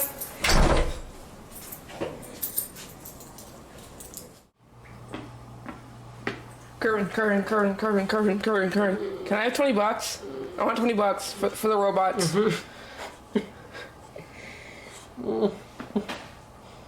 Kirven, I need $20.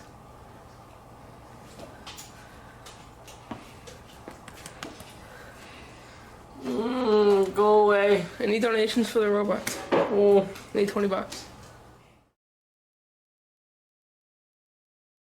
So basically, the only new concept here is our state machine turbo encabulator amalgamation as we discussed 6 hours ago. What do y'all think?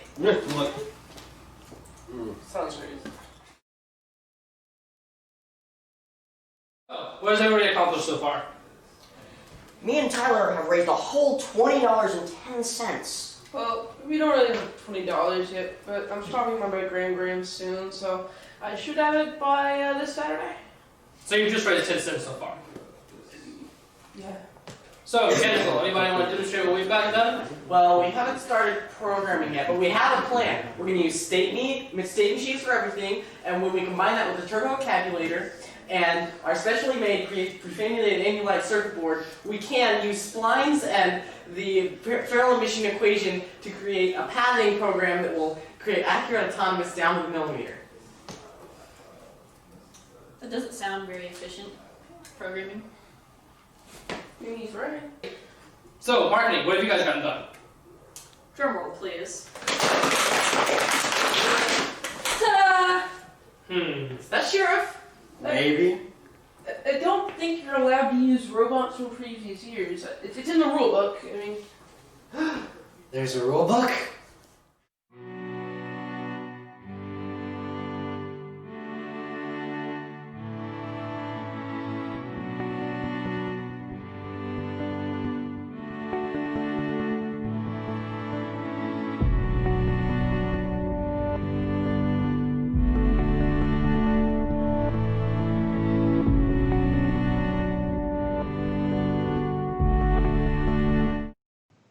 Looks like the sub-teams learned to appreciate the special skills they each bring to the table.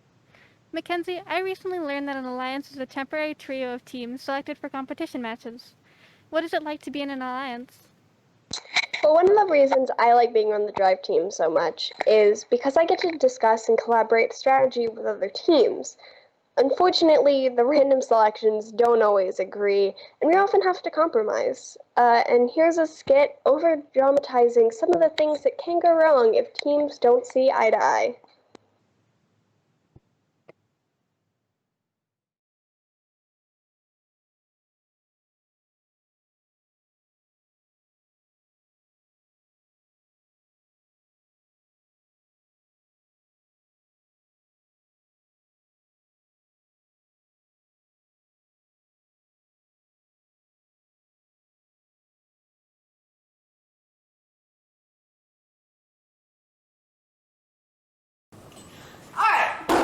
Let's start from the beginning. So, what can your robot do in Sandstorm? So our robot can start from level 3, and it can hop down onto the hab, and then place 2 hatches and 2 cargo within 5 seconds onto the front of the cargo. Couple problems.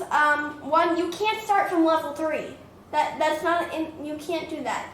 Also, you can't hold more than one. Yeah, so my robot's pretty cool too. So we're going to start on level 2, then we're going to come off, and we're going to drive over here to the rocket, and we're going to start by hatching up all of the rocket, and then work on some cargo. Well, here's the problem. We can actually do both rockets within the time of the match. So if you can just like go play on the cargo ship, that would be better. How about you play on the cargo ship?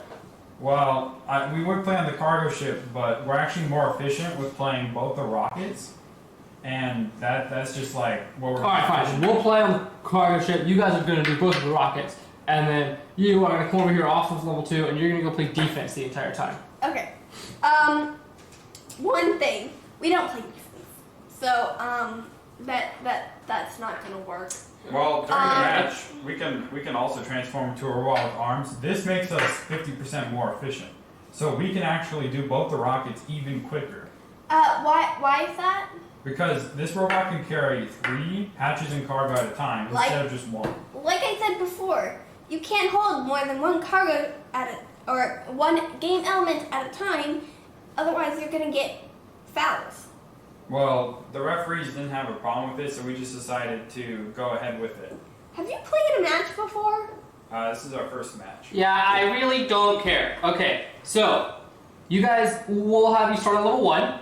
And No. Yeah. We need level 3 because that gets us the extra points. No, you can't start at level 2. You can start at level 1. Guys, you gotta stop. You keep changing the strategy, and you have these unrealistic expectations of how the game is supposed to be played. I don't care. And you can't do this. No, and we have to figure out. Level 3. You can have level 3. Y'all can have level 2, and then we can just go. This is gonna score here. You guys are gonna be scoring over here, like we said. Okay, fine. If you guys really want to score stuff, you can score on this rocket over here. All right, you can have that rocket, and then we'll play cargo ship. We can't do. Oh wait, we want the cargo ship too, though. We can do the entire rocket and both the cargo ships. All right, so we can also take the cargo ship and both the rockets, and they can both turn into an amazing robot. This is our final robot that we made. All right, it has an arm and everything, and it can go front flip up onto level 3. Again, forget about your fantasies. We are going back to the normal game field. Okay. Okay, guys. Robots. Let's start over. Okay, we're just gonna start over. We're gonna completely start over. Okay. All right. So what do you do?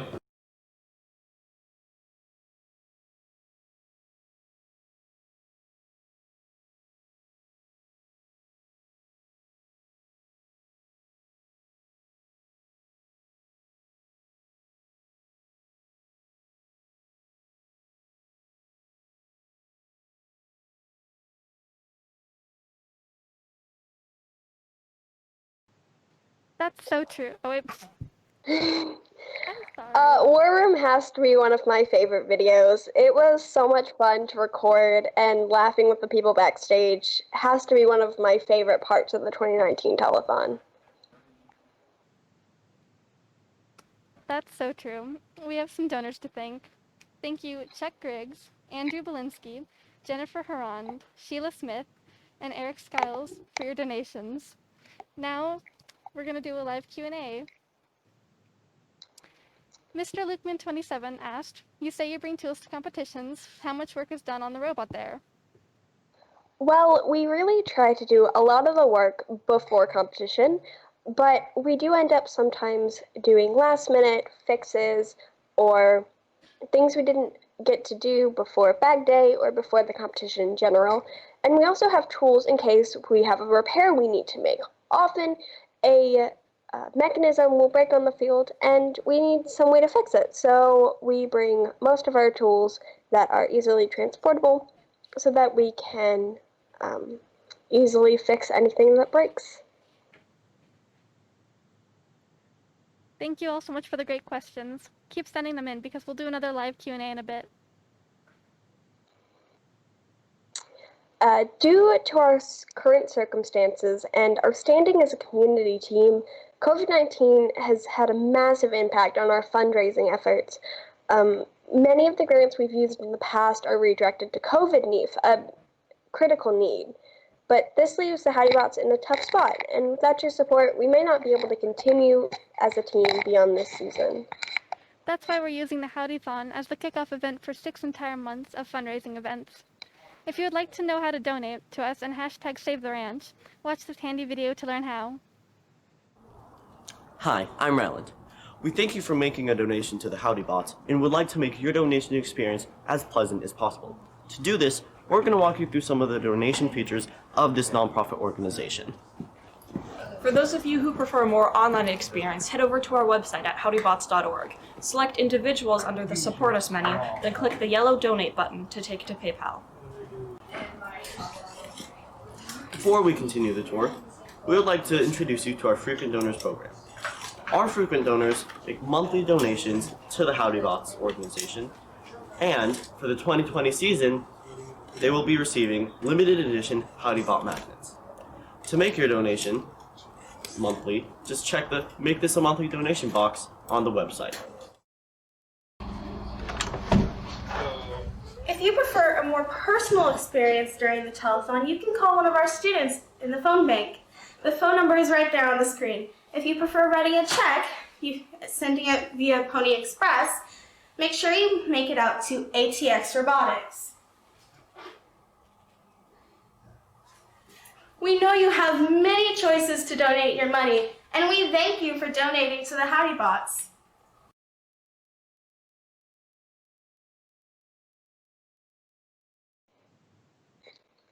Hey, shout out to our new donor, Dr. T. And we also want to take this opportunity to thank you all for your donations. We've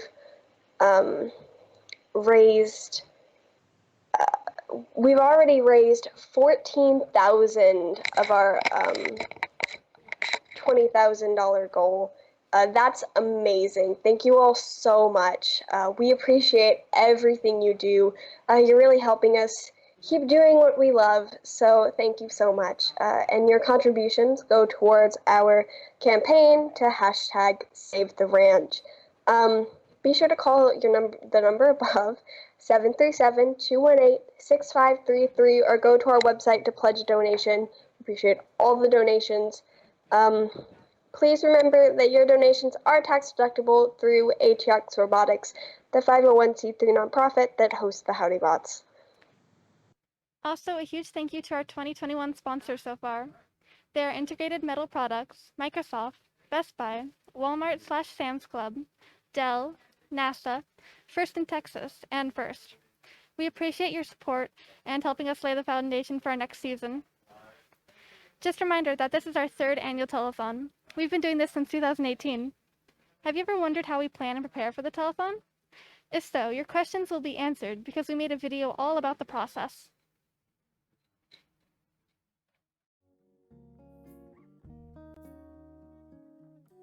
The telethon takes a long time to put together, so almost immediately after Builds-In, we begin planning for it. The telethon as a project requires the whole team to participate. From the very beginning, every step of the telethon is carefully planned out to provide the best experience. First, we ask every student to provide ideas for the telethon in the form of videos. We ask each student to provide one educational video about the team and one fun video for entertainment. Then these video suggestions are compiled into a list and the students vote on what videos they would like to make. After deciding which videos we would like to do, we get together into a group. The mission of this group is to find out what we would like in each video and deciding if any videos can be combined. Once we decide which videos we would like to do, we ask students to own a video. Owning a video means being the primary driver for a video, making the outline, script, and general tone and feel of that video. Owning a video does not mean you're working on it alone, however. Students are encouraged to ask for help from other students or mentors if they are having difficulties. During this time, we have regular meetings and checkups to make sure each student is on track and knows what to do. Once we have finished laying the base for the videos, we begin filming them. The most important aspect of filming the videos is coordination between the sub-teams. Most of the time, one video will require people from multiple sub-teams, so coordination is important. Students are expected to gather whatever props, images, or other tools needed for the video before filming. It is also expected that each student has a clear plan for when and where to film their videos so they can get in and out quickly. After each video is put together, we begin putting the telethon as a whole together.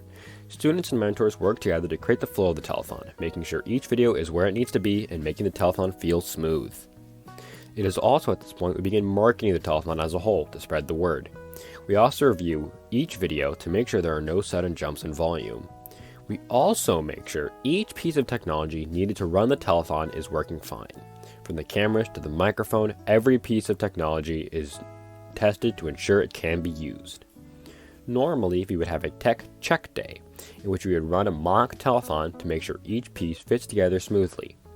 During this tech check day, we would also run each student caller through a mock call with a donor to make sure each student knows the process when a donor calls in. The COVID-19 pandemic and the subsequent lockdown have changed the way we run the telethon. Most large meetings are now on Zoom, and this makes coordination harder. This isolation means that each student owning a video has to be more proactive on their video. However, we still encourage students to ask for help either during Zoom calls or by messaging other students. Due to limitations imposed by this pandemic, we have gotten more creative with our video making. We have been forced to make a much more orderly system for creating videos, and all the time in quarantine has allowed our students to come up with some truly unique videos. Despite the difficulties caused by COVID-19, our team is more motivated than ever to make this telethon the best yet. Okay, welcome Joe, Cole, and Sarah. So, you're first year students, you haven't done this before. What do y'all think of the Howdython? I think it's pretty cool. At first I thought it was going to be really hectic and stressful, but it actually turned out to be really fun. And Cole? I'm with Sarah on this one. I mean, it's new. I don't quite understand it yet, but it's fun. You know. Joe, you're the main student director and have had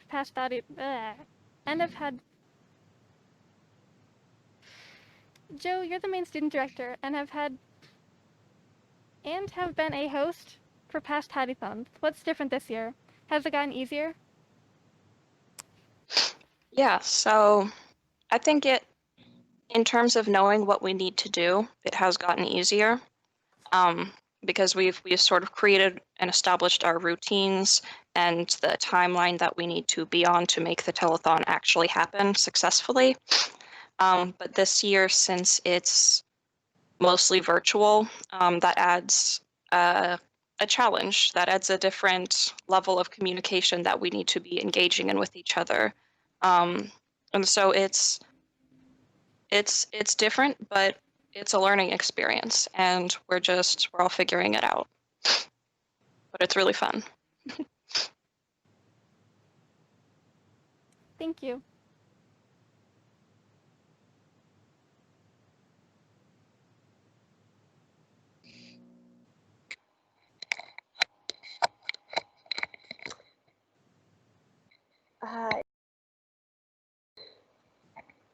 The telethon takes a lot of effort, but it's not all work.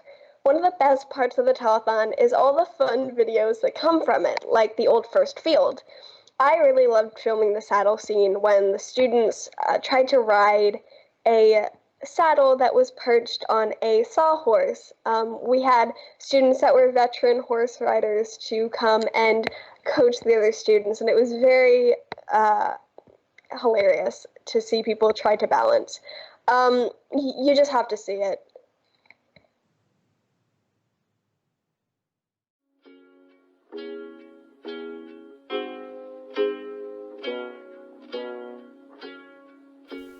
Yeah, I'm gonna take my bot to the old first field. I'm gonna drive till I can't no more. I'm gonna take my bot to the old first field. I'm gonna drive till I can't no more. Got that robot in the queue with a USB attached. Alliance partners pleasant, now we're planning for the match. Pull up to the field, I reset in the wrist, yeah. Is the red light blinking? Drawers between the lines. Why is the robot not moving? Where's the FTA? I think we might be losing. Maybe no one's scouting.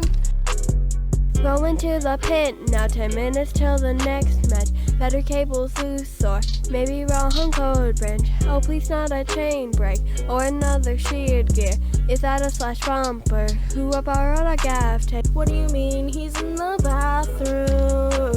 Don't tell me how to zip ties. Now it's time to panic. Call our alliance partners. I'm gonna take my bot to the old first field. I'm gonna drive till I can't no more. I'm gonna take my bot to the old first field. I'm gonna drive till I can't no more. Pat down on the halves, subtract holding long term. Now he winning matches and looking for a banner. We got FRC friends and competition. They came to our rescue and now we up and running. Got no stress cause we figured it out. Time to create that howdy shout. Wish I could roll on back to that old first field. I wanna drive till I can't no more. I'm gonna take my bot to the old first field. I'm gonna drive till I can't no more. I'm gonna take my bot to the old first field. I'm gonna drive till I can't no more.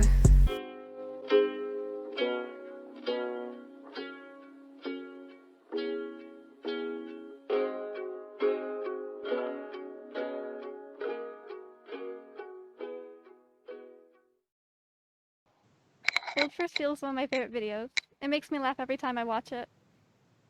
Well, it's not just the students that have fun. Our robots get in on the action too. They like to play cowboys and robots a lot. In one of their games, Sheriff hunts down the most wanted robot of all time. Outlaw's always managed to slip out of his grasp, but this time, Sheriff plans to capture the fugitive and bring her to justice. We happened to catch one of their games on tape. Let's check it out.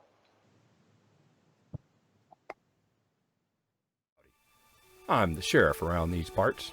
I've solved dozens of Austin's toughest cases and have caught countless criminals, but one just keeps slipping through my wheels. Howdybot's #1 most wanted fugitive is Outlaw, the 2019 Deep Space model.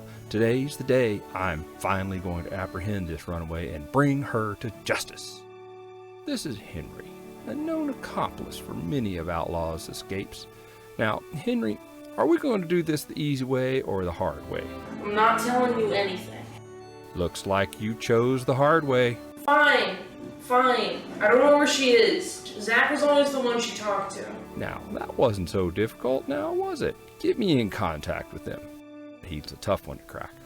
I'll have to give him something in exchange if I want any information.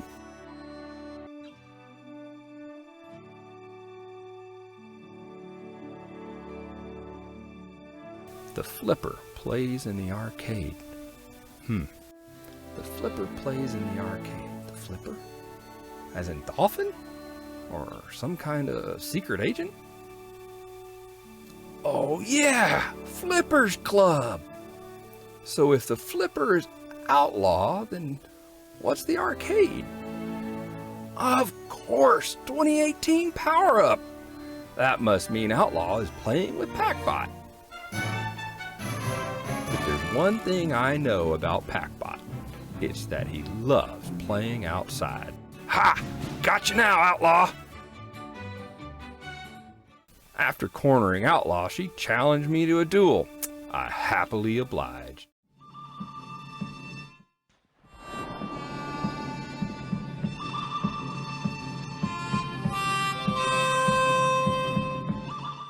After her obvious defeat in the duel, Outlaw tried to run away.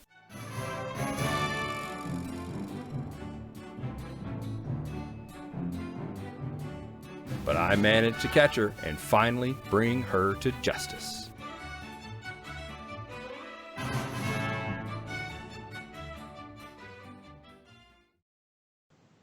That was a hoot. I want to play next time. And guess what, y'all? We've already had a total of 111 calls today. That is amazing. Thank you so much, and please keep those calls coming. Considering all the hard work that goes into our robots, sometimes our drivers get a little rough with them. Pac-Bot and QuickDraw finally had enough of Zach's driving skills and decided to teach him a lesson about what it's really like on the field.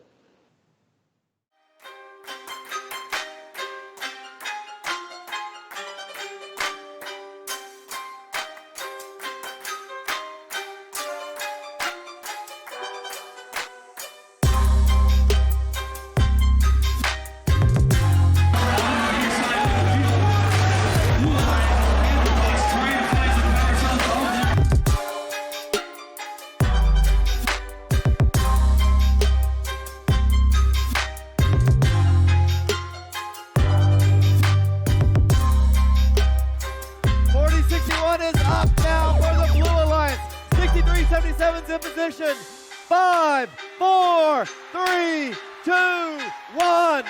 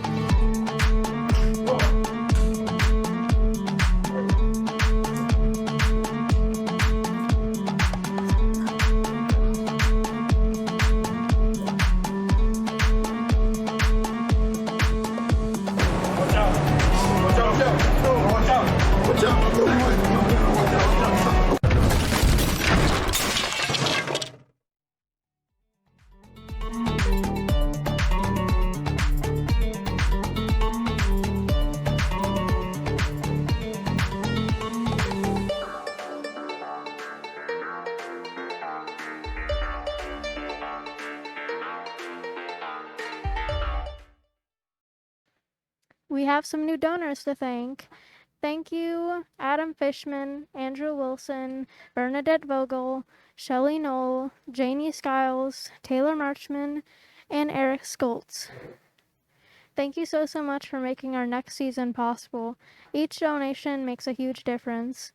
Now let's take a step away from all the fun banter and take a peek at how this year's robot, QuickDraw, came into being.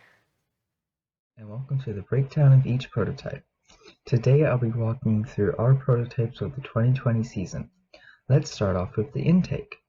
First, we started off with 2 wooden triangles with 2 PVC rollers in between that are powered by drills. And all of that was connected to a mod bumper, so we could see if we could pick up the power cells or not. Next is the second version. We replaced the wooden triangles with wooden arms on each side of the robot so we could extend them and retract them with 2 pistons. Now it's powered by Falcon 500, which is much more powerful than the drills. We then, for version 3, replaced the wood with Plexan so it could be lighter and withstand a hit from another robot. For our final version, we added a 3rd roller and a net to keep the power cells from bouncing out. Now let's talk about the hopper. We started off with basically a wooden box without the sides, and in the middle were PVC tubes with hex shafts in them that were all connected with a less stretchy surgical tubing, making a U-shape, and we powered them with drills. Now how it was supposed to work was a power cell enters, goes through the U, and exits into the shooter. But the power cells were getting stuck in the middle and getting damaged, so we needed a new design. For our second version of the hopper, we have a wood triangle, and at the tip is a ramp that will lead the power cells into the shooter. We have 2 rollers that guide the power cells into the ramp.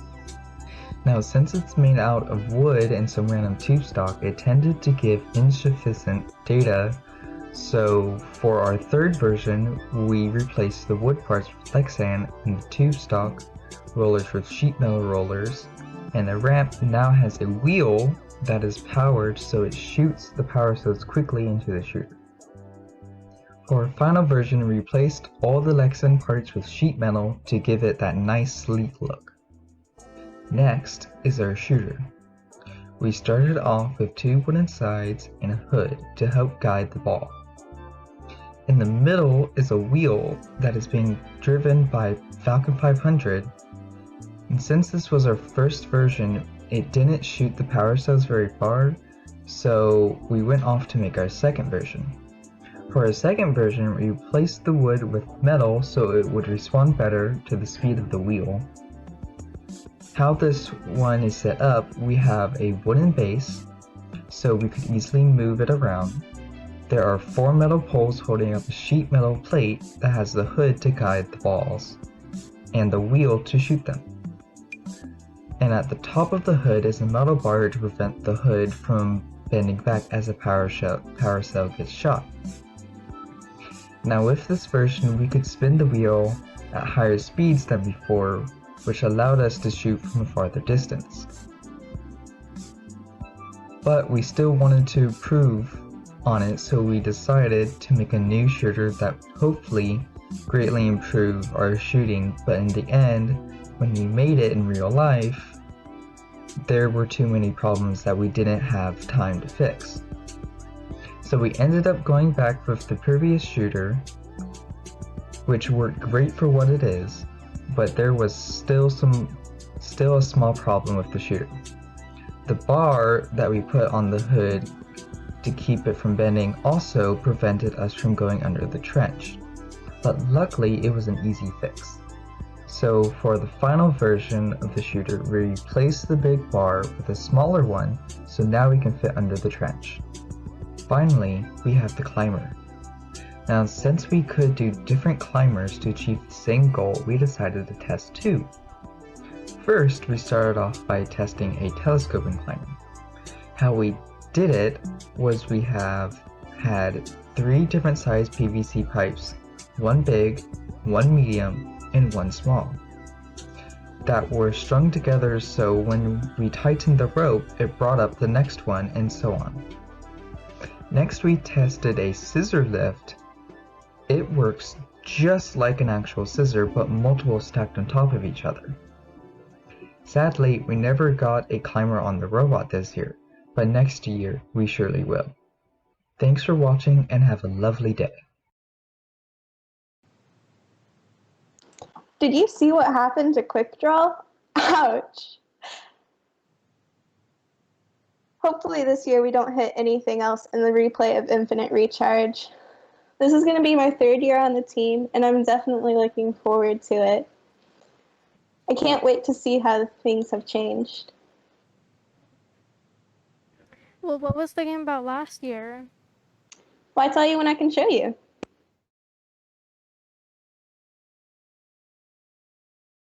Welcome to the 2020 First Robotics Competition, and this year's game, Infinite Recharge. An incoming asteroid shower is aimed at First City. Using Alliance droids, planetary citizens collect and score power cells, while traversing the trench run and boundaries to ensure maximum protection with an operational shield generator. Droids start on an initiation line, and may be preloaded with up to 3 power cells. Droids operate autonomously during the first 15 seconds, and attempt to score power cells into any of their 3 available power ports. While every power cell deposited adds equal charge to the shield generator, higher power ports earn more points.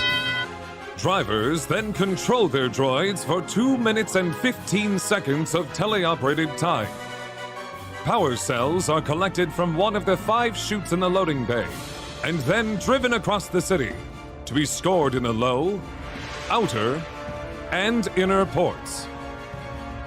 Droids must score the required number of power cells to activate sections of their shield generator, and then either rotate their control panel a specified number of times, or position it to a specific color.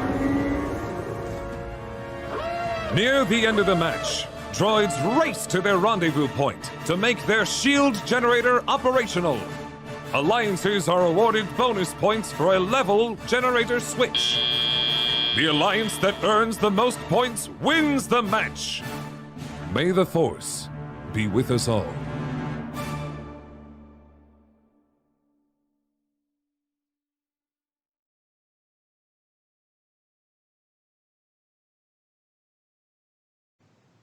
In every competition, there is a large selection of awards given. The most recent award the Howdybots have won was the Entrepreneurship Award we received at the Greenville competition in March. But before any of that, let's give another thanks to our new donors, Rusty Marchman, Dr. Savita, Wadawani, Taylor Marchman, Eric Schultz, Randy White, Marguerite Lamb, Bob Watson, Susan Hawley, Bruce Porter, Cindy Peters, and Mark Lindsay. It was hard work, but our marketing students spent 6 weeks writing and revising the team's business plan and practicing talking to judges. But it all paid off. What makes this award so special to us is that at the beginning of the season, it was on our list of goals. I understand that each competition has a winning alliance, but what about the great teams that just don't score as much? Do they receive any recognition too?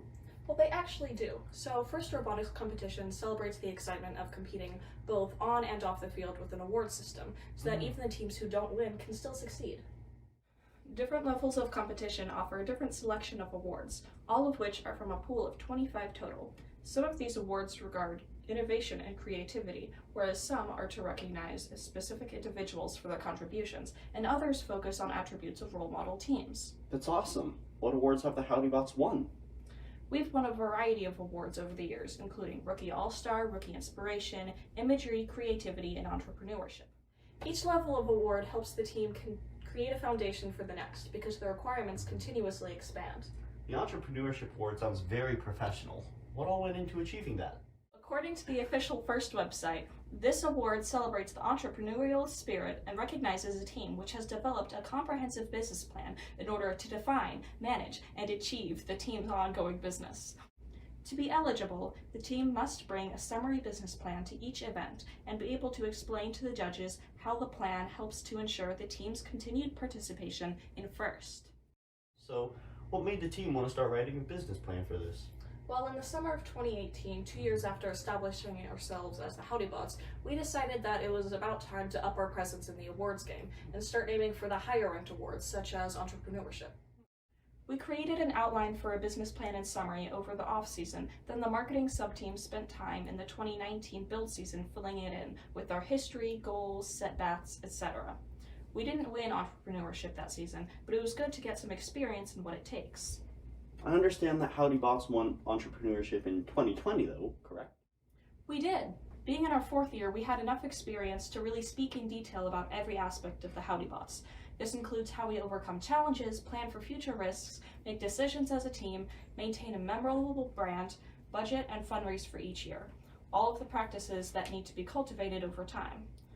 The marketing sub-team spent about 2 months writing and revising sections about each attribute that makes our team successful and unique, as well as practicing for discussing this content with judges, and it all paid off at the Greenville District event when we were awarded with the Entrepreneurship Award.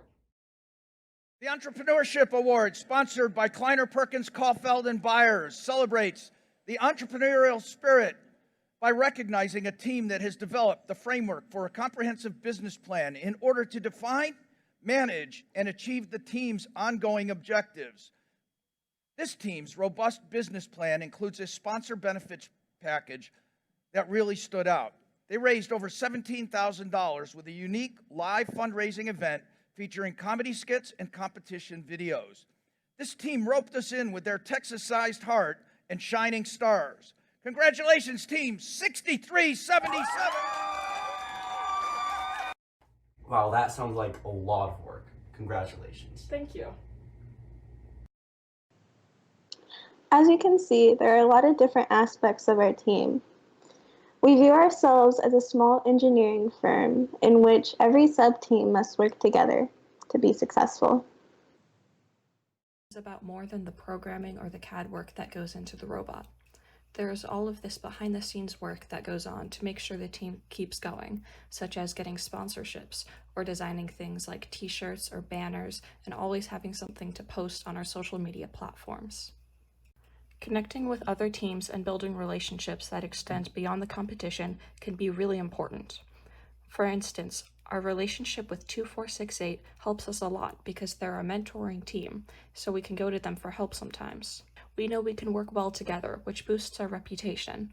Then other teams will be more likely to want to be on an alliance with us. It's important to have strong marketing because our reputation is influenced by the way we present ourselves. This helps us within alliances because it leads to higher ranked teams recognizing our compatibility as a group, not just how our robot performs. We do this with a strong brand that highlights being Texas friendly and supportive. Photography plays a big role in this and can be used on our website, social media, events, outreach, etc. Photos are important because they capture moments of pure emotion to remember. A picture is worth 1,000 words, and competition photographs utilize this to record our successes and create memories. Personally, I do love the robot, but I enjoy the photography of events even more, because I get to capture and share how happy everyone is. I can see how happy teams and students are, as well as capture and share it with others, which is amazing. There's more students like me who enjoy more aspects than just the programming and CAD of robots, because there's also students who love graphic design, social media, awards, etc. Both the mechanics and marketing of our team are present and crucial because we run like a small engineering company in which all aspects of the group must work together. This is how more students can get involved with doing things they enjoy and want to excel at.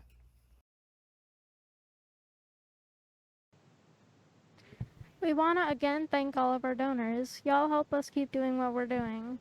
Our team would not be nearly the same without your help. Along with this, your contribution goes towards our new campaign to #SaveTheRanch. Be sure to call the number above, 218-6533 or go to our website to pledge a donation. Remember that all of your donations are tax deductible through ATX Robotics, the 501c3 nonprofit that hosts the Howdy Bots. One subteam that we haven't discussed yet is who actually makes our robot function. This part of our team is essential to succeeding in competitions because without good programming that's been carefully created and checked, our robots wouldn't work consistently and could even be dangerous. We use a graphics-based programming software called LabView, which is provided to all FRC students by NI. Here's a video demonstrating how we use it.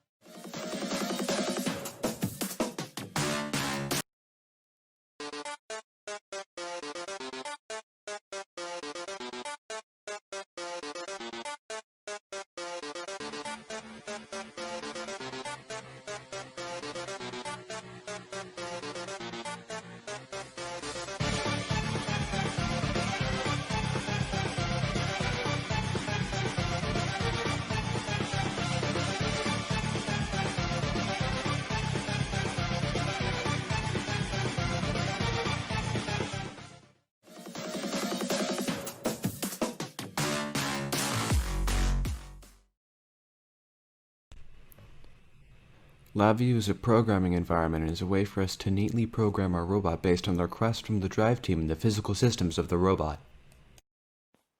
Our code is split up in two ways: the robot code, which directly controls the robot, and the driver code that conveys useful information to the drivers.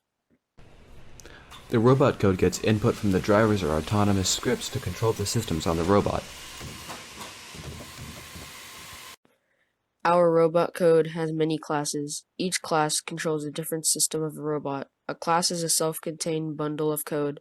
Generally, each class handles a single function of the robot. Classes are part of a design principle called object-oriented design, which is an industry standard for programming. For example, the joystick class distributes the inputs from the driver's joysticks to the robot system, such as the shooter class and the drive class. This is one example of what this allows us to do. You can see that the driver is controlling the robot.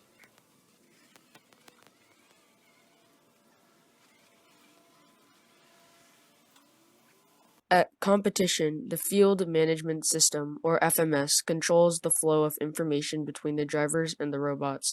The primary control loop is called teleop, where the FMS provides a data packet from the drivers to the robot. This is how our teleop looks. We combined our teleop code in the robot class to make it smaller and easier to understand. Our teleop class is responsible for coordinating actions between the different classes, taking the joystick inputs and using them to determine what the individual mechanisms need to do, making sure that two conflicting actions don't happen at the same time. And shooter code gets called. Begin runs at the beginning of a match. This reads information from our configuration file and initializes all the control systems. The configuration specifies parameters such as shooter velocity and motor control IDs. This allows us to tune the robot or even swap out major components on the robot between matches. A configuration file is something that can store values between matches. It can save user preferences, robot variables, and other data that needs to be stored. This makes it easier to change our variable values within the code itself. Autonomous runs during the first 15 seconds of the match. During this time, the drivers cannot control the joysticks and his actions must be based only on pre-programmed instructions and sensors on the robot. These instruction sets can be modified prior to a match to work with our alliance partners. Also, LabView comes with a lot of helpful debugging tools that are easy to use and work very well with what we use LabView for. During deep space, there was a sandstorm during the first 15 seconds of the match, which blocked visibility of the field. The driver used the dashboard camera to safely drive off the platform and place a hatch panel. Our dashboard is displayed on the laptop that's shown to our drivers while in a match. The dashboard communicates with the robot to get robot status or information to display our drivers. The dashboard displays information the driver needs to see, such as the temperatures of motors as well as the speed of some motors. The dashboard also displays the cameras. This is especially important so you can see what the robot sees, as the field is very big and you can't always see everything that's happening. The cameras also help for precision in interacting with various field elements or dropping various field elements. We have Rishik, Sean, Tyler, and Tyler here to talk with us about programming. Rishik, why do you like LabView? So like the main reason personally at least for me why I use LabView is because it's a graphical interface. It makes it easier to like visually see the code you write and to drag and drop icons, which basically makes it easier to understand the flow of data. And that way people that don't do programming such as mechanical or anyone else on the team really can understand your code and make suggestions and stuff like that. How is it different or better than other programming languages? Like the main reason why the main difference is it's a graphical interface over a text interface. A graphical interface means you can visually see your data flow rather than in a text-based language. It's like line by line. It's a little harder to understand the code you write, and the other difference is it's easier to debug the code you write. You can probe data wires to understand what values are passing through where, and it makes it easier to fix like problems that the robot may have. Right. Hey Tyler, what does the code do? Well, it's a very big question, but the short answer would be it makes the robot do things. The excellent work that our mechanical team does enables the robot to do all the cool stuff you see on the field. It's the code that really lets it do everything. Every little movement is controlled by code. All right. How do you control the joysticks? Pretty much we just take a raw input from the actual controller. We just do some processing. So there's like a dead zone where there's no input, a few other things like that. And then we just feed it into the rest of the code where it will control, the driving and all that stuff. And Sean, how do you guys write the code that the drive team would like? So every time we go to test the code, we generally get the drive team to drive it and to make sure that it's somewhat with their expectations.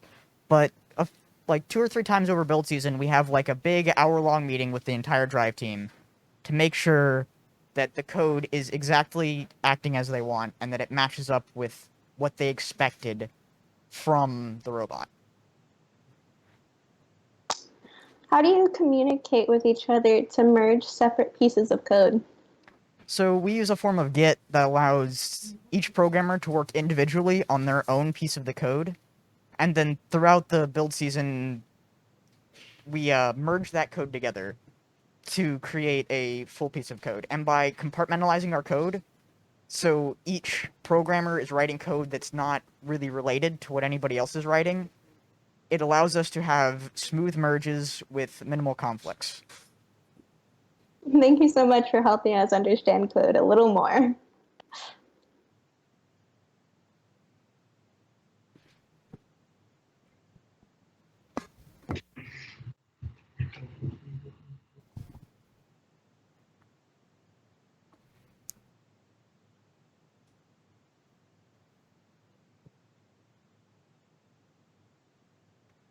Well, Mackenzie, what are we doing now?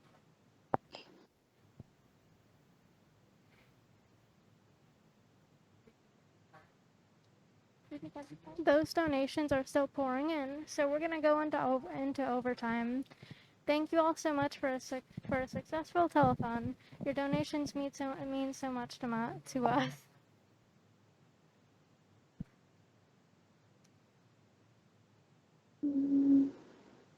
Yes, most FRC teams are based in large schools, meaning they get funding from schools or other organizations, but our team is a community team, so we don't get any funding from those schools or organizations, and we have to raise all of our money for robots, competitions, and our new shop all on our own, which is why our telethon is so important to us.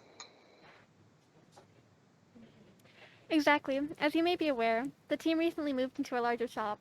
It feels great to be out of our head mentor's garage. I really don't know how we ever put ourselves there in the first place.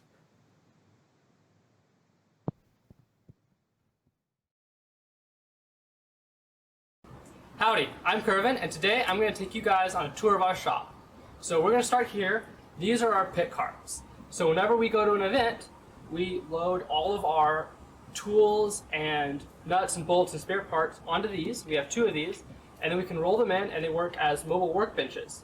But we also use these during the year and throughout the off season as additional places to work. Right now we have them all rolled out of the garage and onto the driveway, and they act as additional tables. As you can see right now, we have gearboxes that are being worked on, some motors and stuff like that that people are currently in the middle of doing stuff with and different projects going on. This is the main table where most of that work happens. Typically, the shell of whatever robot we're working on at the time will sit in the middle of the table, and then from there we'll do all of our work around it. So to aid in that, we have power and pneumatics dropped from the ceiling so for easy access, and then the majority of our tools are stored on the bottom of the cart, with the rest of our parts and stuff stored elsewhere. So for the larger parts, we store them on shelves and racks around the shop, and then the smaller bolts and parts are stored elsewhere in the pit carts like I mentioned before. We also store tools and stuff elsewhere. So we have an additional toolbox here for stuff like hand tools, certain saws and stuff like that, so the smaller stuff. We also have a battery cart over here so that we can charge all of our batteries, because we have to upkeep and maintain about 20 different batteries so that we have enough for competitions and testing between competitions. And then in the back, we have an additional table where we use most of our larger tools, and Mackenzie's going to tell you how those work. Howdy, my name is Mackenzie, and today I'm going to be talking about the chop saw. So when you're using the chop saw, you have to take some safety precautions. First, you always have to make sure that it's clamped down really tight so that it doesn't go flying when you try to cut it. Second thing is, make sure everybody in the shop is wearing safety glasses, so if a piece does go flying, nobody's going to get hurt. A added precaution to that, if somebody is standing in the plane of the blade, they have to move, because if a piece does go flying, it's generally going to go with the plane of the blade. So we don't want anyone to get hurt. The final precaution that we use is we wear headphones or earbuds or something like that to cancel out all the noise so that we don't hurt our ears. So, and I'm just going to plug the saw in, and now cutting.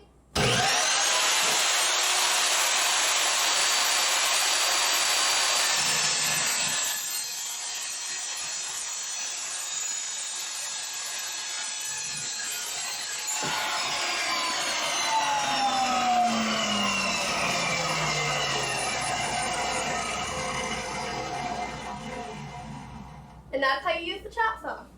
And thank you for watching the Howdybot shop tour. We did it! Oh my goodness, we did it! We have reached our goal! Woo! Thank you all so much. This is insane.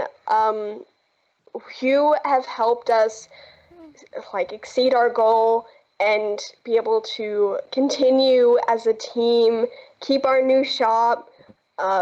We really, really appreciate all of your donations, big or small. They really mean a lot to us. Thank you all so much. Thank you. We We couldn't have guys, done thank it with you. all of you, without all of you. Yes. So to see what your very generous donations are going towards, here's a video of our new shop.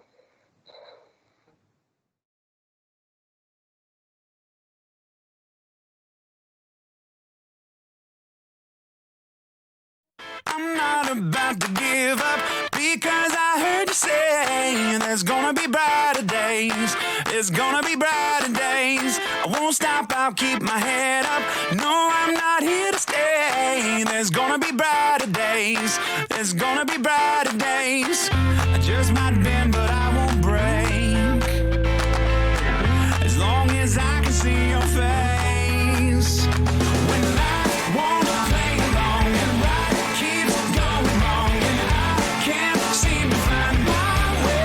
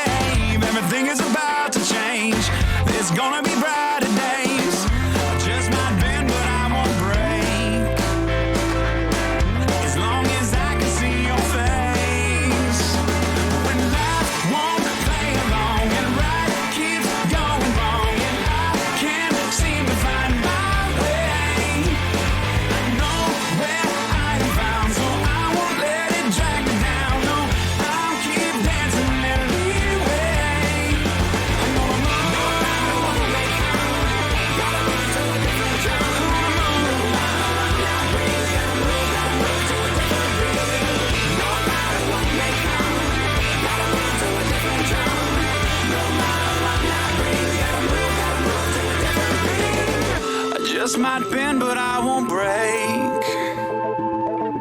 As long as I can see your face.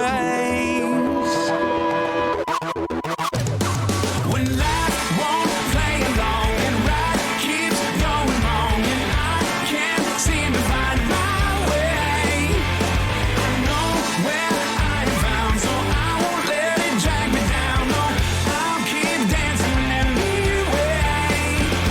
When life won't play along and right keeps going wrong and I can't see.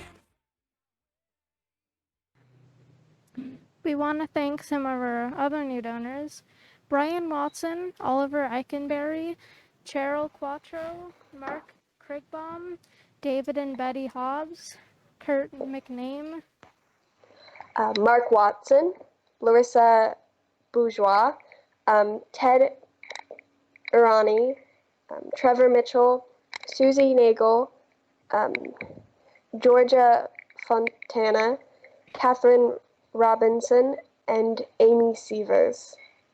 Thank you all so much for your donations. We really, really appreciate them. And now we are going to talk about how much we really need those donations due to COVID and all the new stuff that's going on now. The season was going good until it all changed.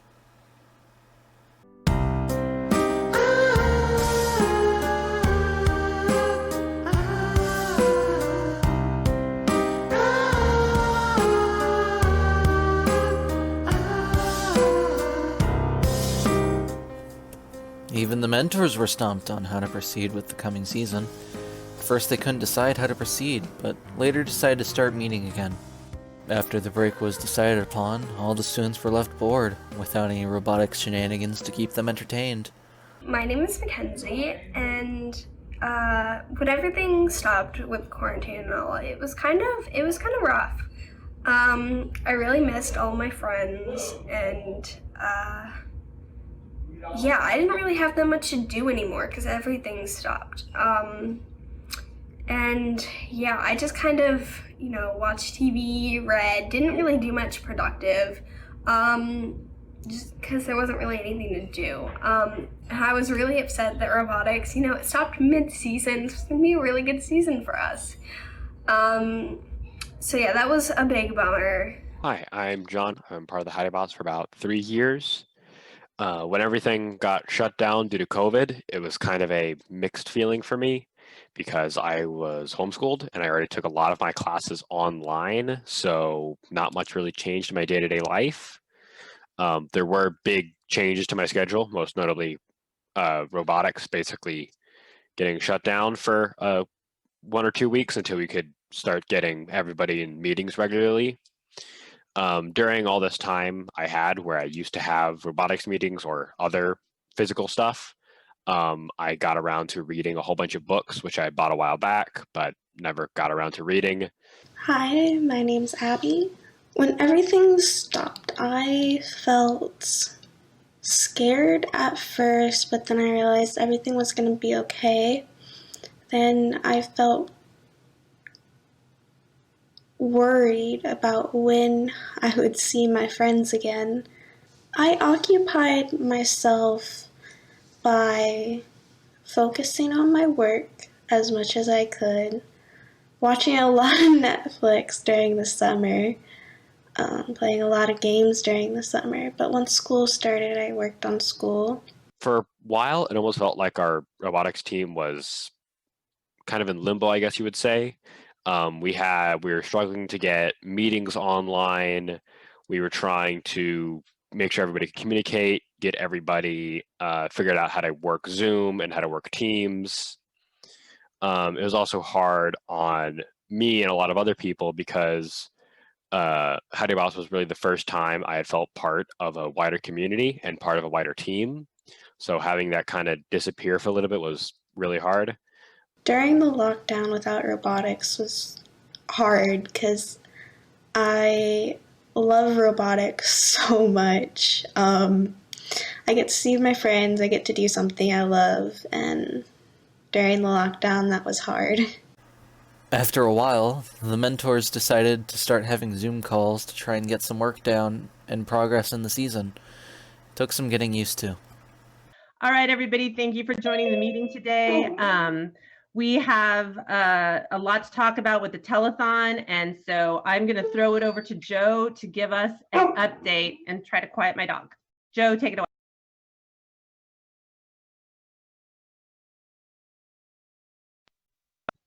Joe, you need to unmute. Joe, you need to unmute. Okay, so the Spurs are all ready to go. If everyone remembers, it's the merit badge system that we're trying out to, build up skills in all the students. So has anyone taken a look at the folders I created? Anyone? Joe, I don't think she can hear me. Joe, okay. I can hear you. Okay, I'm gonna try to. You're muted. Joe. Hey guys, thanks for joining on our meeting today. It's got a lot of fun stuff we can talk about, a lot of things we want to do, but I wanted to toss it back out to you and see, what do you guys want to talk about today? What do you want to work on? Any ideas? Anyone? Unmute the button. You got to click the microphone in the corner. Did y'all look over and all the resource sheets and make sure that you had everything y'all had wanted on it? Anyone? Anybody awake out there? All right, well, we're all going to go clean the restrooms today. You were muted.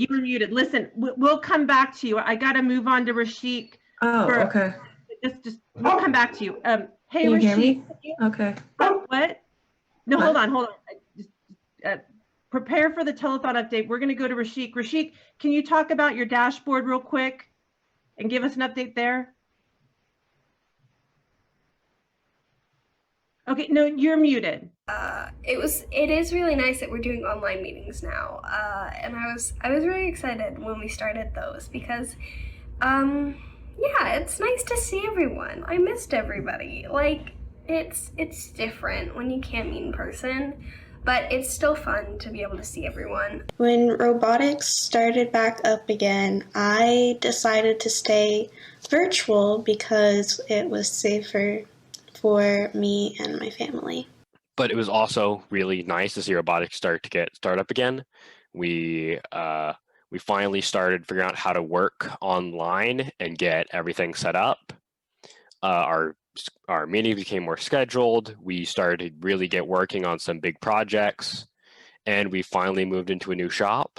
And probably the hardest part of going online was the isolation. It's a lot harder to really, connect as a team when you can't just walk down the hallway and go talk to someone. And you still have meetings online, like on Zoom, but it's not quite the same because often you're all just sitting at your own computers, and some people don't have cameras, or they don't have their cameras on, or something along those lines. So it feels a lot more isolating.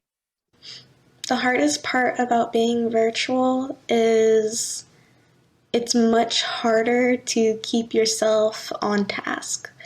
Like, personally, my attention goes into multiple places at multiple times, and it's hard to focus on one thing, especially when I have homework now, so it's pretty hard. In virtual meetings, it's really hard to get everybody to, stay as focused as we would in a meeting. There's also less to do for a lot of people, seeing as you can't really work on the robot in your house. So there's a lot of marketing stuff going on and video things, but there's not that much to do for mechanical folks, so that's a bit rough as well. After a lot of Zoom calls and Howdython planning, it was decided to have open shop hours. By this point, we had gotten a new space and weren't as cramped as before. With this extra space, we were able to have a limited amount of people come to the shop in a rotation. After a while, we decided to move to bigger meetings for specific topics, like the telethon, but still with a limited amount of people and strict guidelines, including staying 6 feet apart. And with the season cut short, QuickDraw wanted to do her part.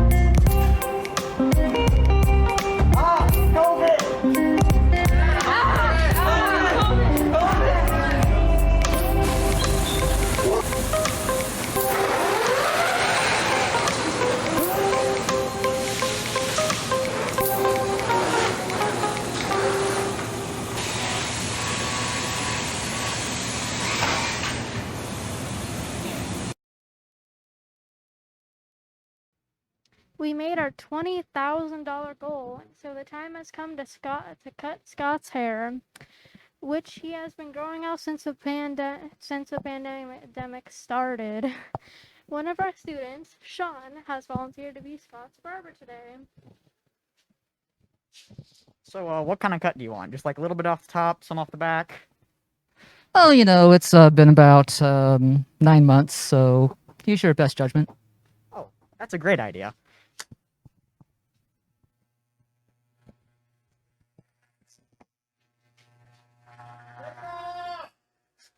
Sorry.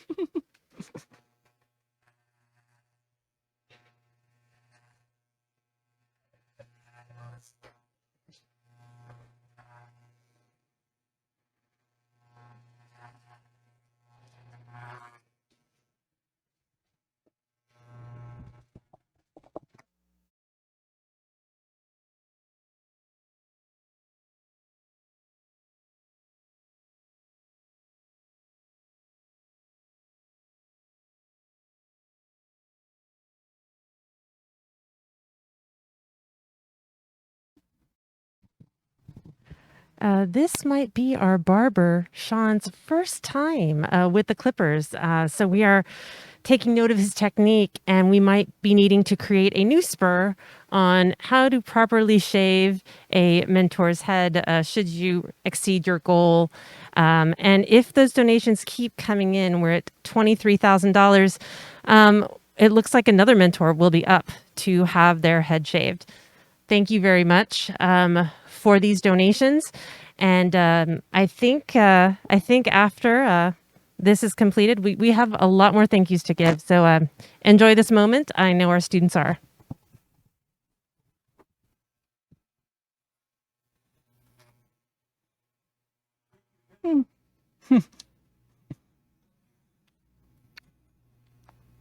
So how's it going there, Sean?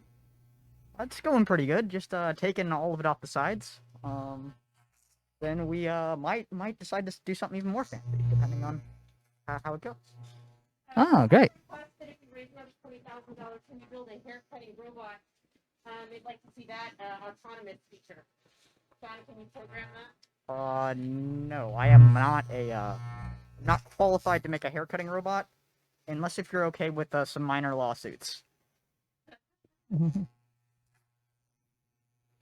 I'm just honestly glad that we actually have clippers and they did not come out with power tools, because that's what I was expecting.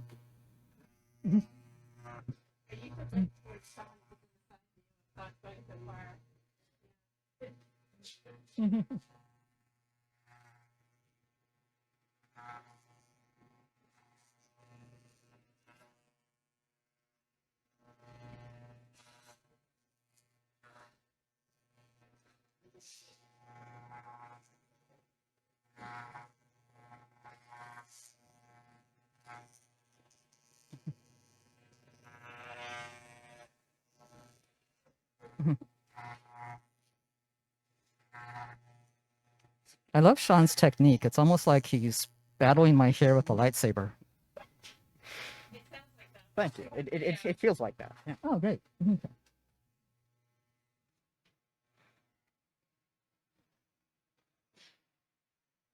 We are still, after all, sponsored by Disney and Star Wars for this year and next year, so why not?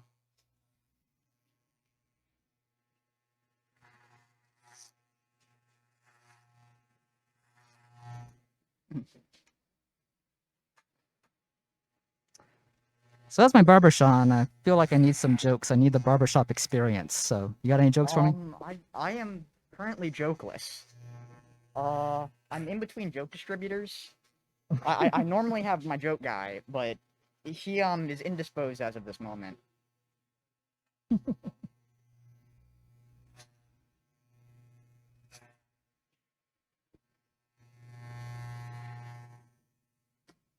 And I think that's pretty good. Oh, I'm all good? Let's get up and let's get up and. All right.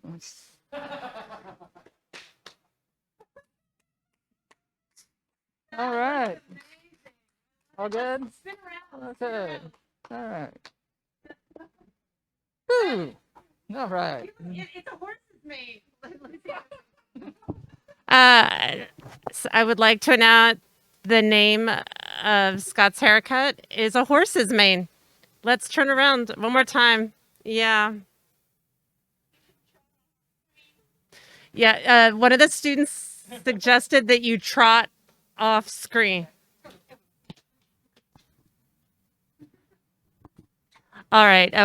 Scott is our technical leader, so we're going to give him a moment to get back to his station. He's going to put an overlay for us, and then we're going to hear Mackenzie thank some more donors for us for your generosity and also for giving our students that joy. I can see some of our students right now, and there are tears of laughter in their eyes.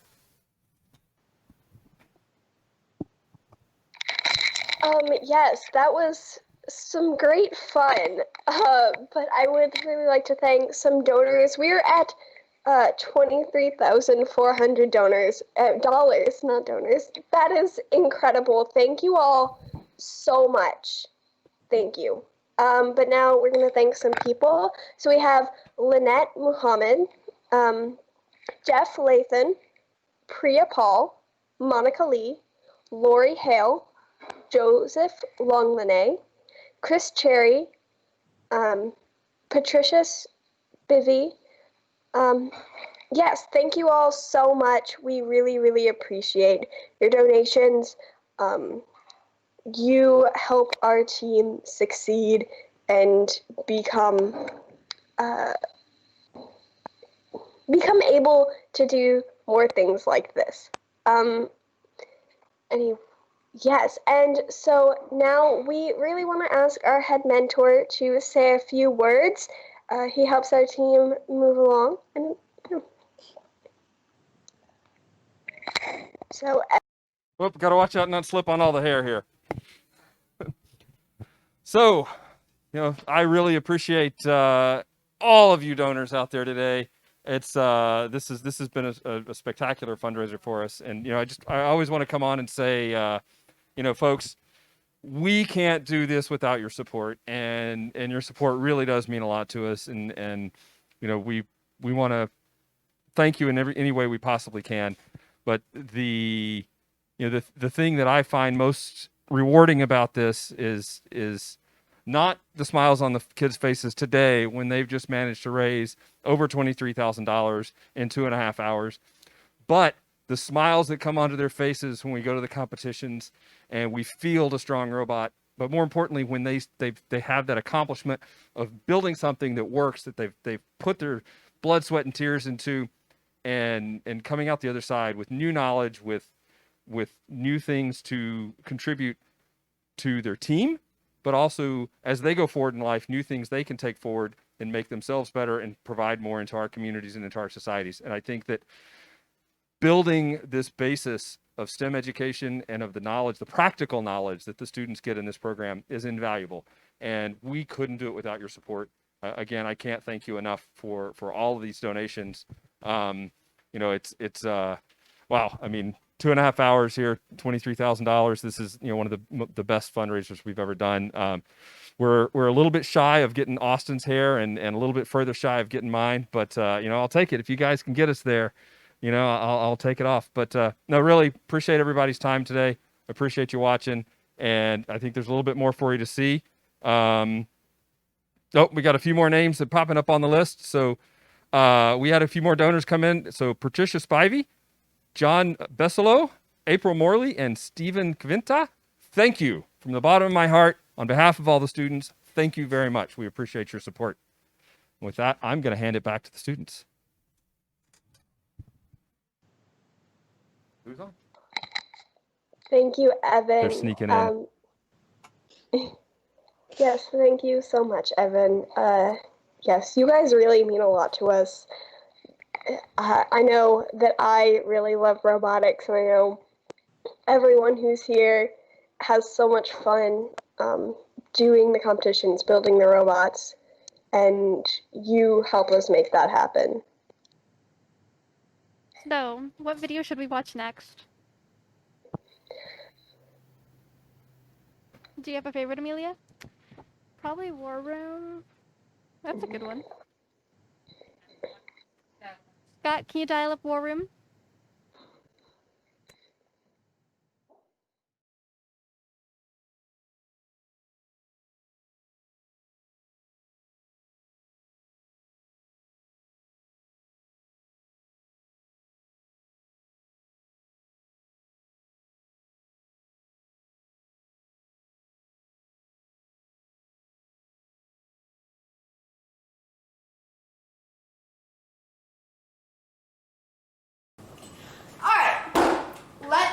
Start from the beginning. So, what can your robot do in Sandstorm? So our robot can start from level 3, and it can hop down onto the hab, and then place 2 hatches and 2 cargo within 5 seconds onto the front of the cargo. Couple problems.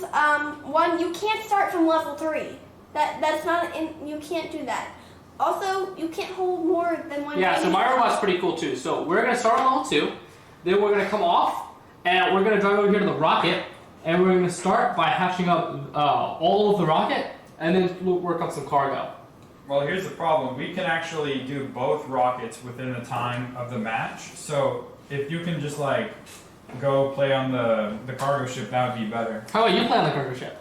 Well, we would play on the cargo ship, but we're actually more efficient with playing both the rockets. And that's just what we're... Alright, fine. We'll play on the cargo ship. You guys are going to do both of the rockets. And then you are going to come over here off of level 2, and you're going to go play defense the entire time. Okay. One thing. We don't play defense. So, that's not going to work. Well, during the match, we can also transform into a robot with arms. This makes us 50% more efficient. So we can actually do both the rockets even quicker. Why is that? Because this robot can carry 3 hatches and cargo at a time instead of just 1. Like I said before, you can't hold more than 1 cargo or 1 game element at a time, otherwise you're gonna get fouls. Well, the referees didn't have a problem with it, so we just decided to go ahead with it. Have you played a match before? This is our first match. Yeah, I really don't care. Okay, so you guys will have you start at level 1. And No. Yeah. We need level 3 because that gets us the extra points. No, you can't start at level 2. You start at level 1. Guys, you gotta stop. You keep changing the strategy, and you have these unrealistic expectations of how the game is supposed to be played. I don't care. And you can't do this. No, and we have to figure out. Level 3. We can have level 3. Y'all can have level 2, and then we can just go. This is gonna score here. You guys are gonna be scoring over here, like we said. Okay, fine. If you guys really want to score stuff, you can score on this rocket over here. All right, you can have that rocket, and then we'll play cargo ship. We can't do. Oh wait, we want the cargo ship too, though. We can do the entire rocket and both the cargo ships. All right. So we can also take the cargo ship and both the rockets, and they can both turn into an amazing robot. This is our final robot that we made. All right, it has an arm and everything, and it can go front flip up onto level 3. Again, forget about your fantasies. We are going back to the normal game field. Okay. Okay, guys. Robots. Let's start over. Okay, we're just gonna start over. We're gonna completely start over. Okay? All right. So what do you do?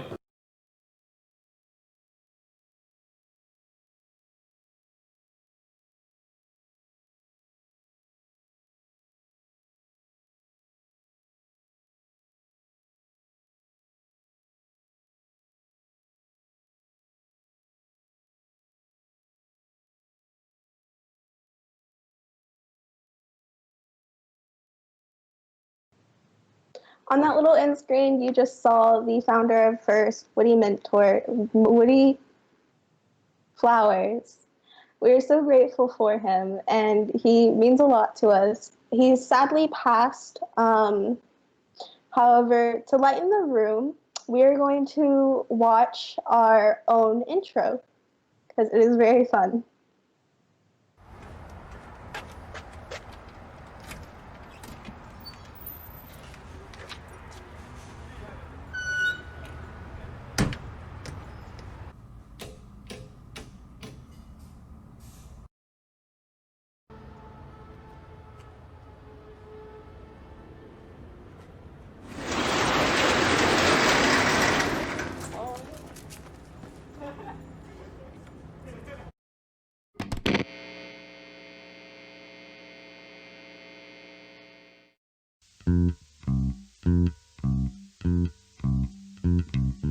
If you like to talk to your toolbox, if some code can make you smile, if you like to waltz with a robot up and down the hardware aisle, have we got a team for you? HowdyBot,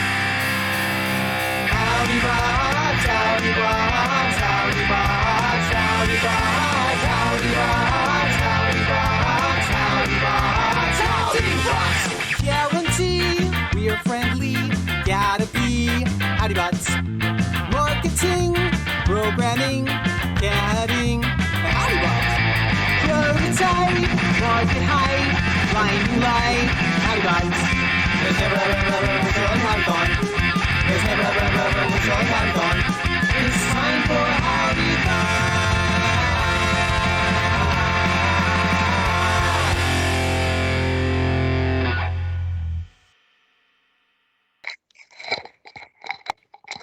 That was so much fun. So Amelia and Quinn, I know you are both new and you haven't been to a competition yet. So what are you guys most looking forward to in competition? I think I'm really looking forward to just the energy the whole team will have and like all the excitement of being in competition and being there and watching your robot play in the field. Yeah, me too.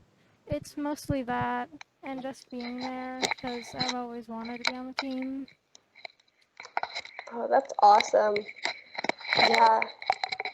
Mackenzie, what's your favorite part? My favorite part of competition, I really like doing the strategy and working with other teams to become the best alliance we can be. What's your favorite part of competition, Abby? I think my favorite part is,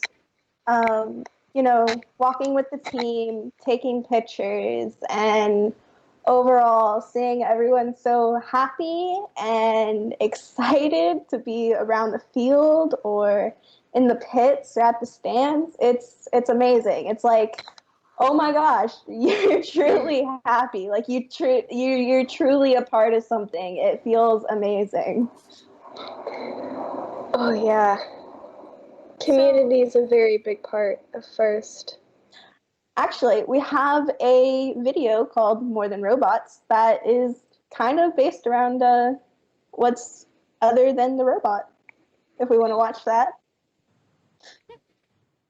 It's about more than the programming or the CAD work that goes into the robot. There's all of this behind the scenes work that goes on to make sure the team keeps going, such as getting sponsorships or designing things like t-shirts or banners and always having something to post on our social media platforms. Connecting with other teams and building relationships that extend beyond the competition can be really important. For instance, Our relationship with 2468 helps us a lot because they're a mentoring team, so we can go to them for help sometimes. We know we can work well together, which boosts our reputation. Then other teams will be more likely to want to be on an alliance with us. It's important to have strong marketing because our reputation is influenced by the way we present ourselves. This helps us within alliances because it leads to higher ranked teams recognizing our compatibility as a group, not just how our robot performs. We do this with a strong brand that highlights being Texas friendly and supportive. Photography plays a big role in this and can be used on our website, social media, events, outreach, etc. Photos are important because they capture moments of pure emotion to remember. A picture is worth 1,000 words, and competition photographs utilize this to record our successes and create memories. Personally, I do love the robot, but I enjoy the photography of events even more, because I get to capture and share how happy everyone is. I can see how happy teams and students are, as well as capture and share it with others, which is amazing. There's more students like me who enjoy more aspects than just the programming and CAD of robots, because there's also students who love graphic design, social media, awards, etc. Both the mechanics and marketing of our team are present and crucial because we run like a small engineering company in which all aspects of the group must work together. This is how more students can get involved with doing things they enjoy and want to excel at.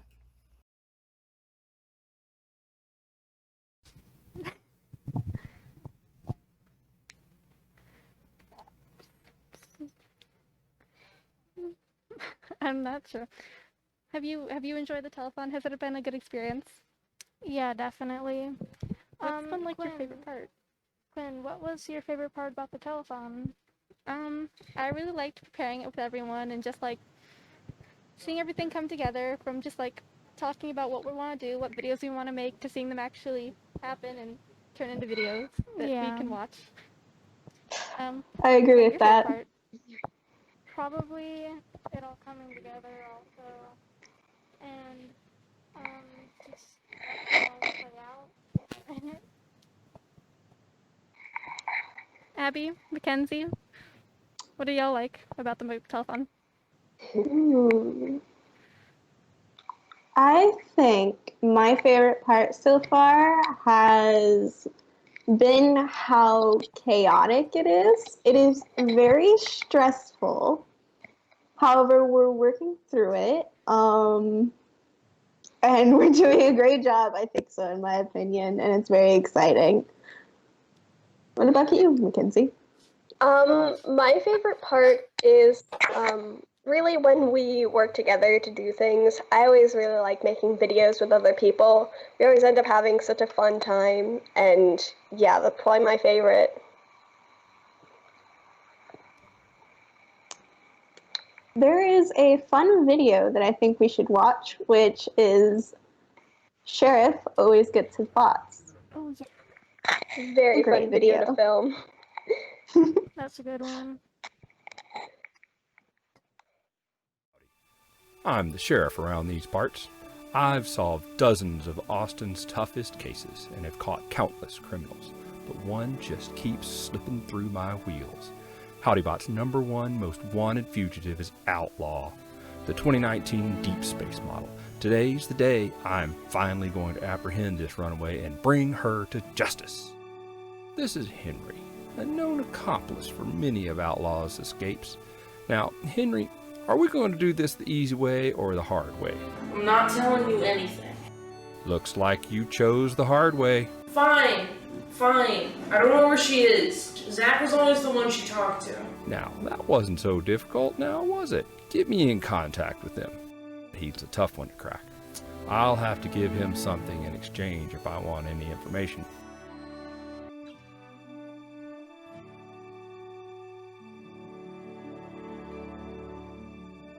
The flipper plays in the arcade. The flipper plays in the arcade. The flipper? As in dolphin? Or some kind of secret agent? Oh yeah! Flippers Club! So if the flipper is Outlaw, then what's the arcade? Of course! 2018 Power Up! That must mean Outlaw is playing with Pac-Bot. If there's one thing I know about Pac-Bot, it's that he loves playing outside. Ha! Got you now, Outlaw! After cornering Outlaw, she challenged me to a duel. I happily obliged.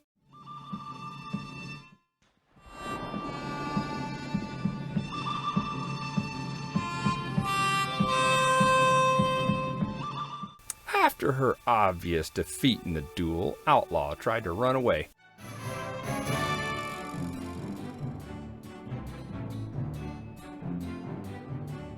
But I managed to catch her and finally bring her to justice.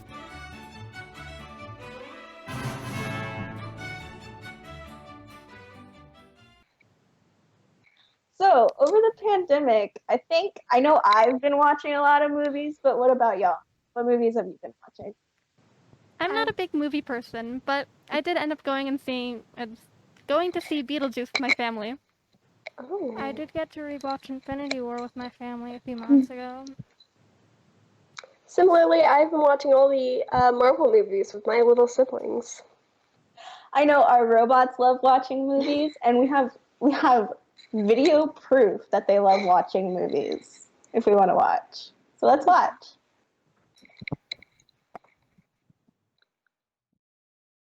And it's the roaster, Cock-a-doodle-doom, dropping another robot into the saw blades. Oh no. I fell asleep and my friends are coming over in 1 hour. I have so much to do.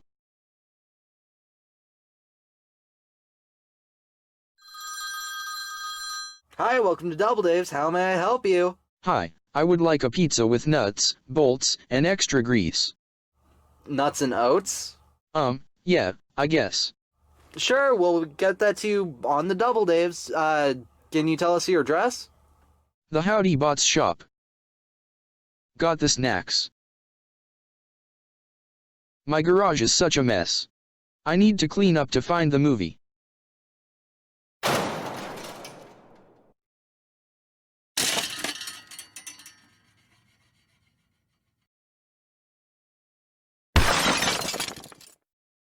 If only I had hands.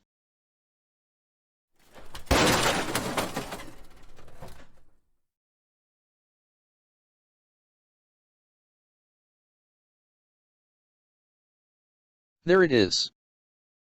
Jip, no. Jip, no. Here's your pizza, sir.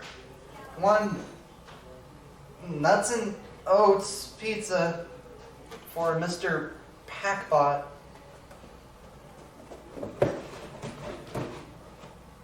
Thank you. Thank you. But I ordered nuts and bolts. Oh no, my night is ruined. I have no snacks and no pizza. This is a disaster. It's okay, I brought chili. And I have snacks.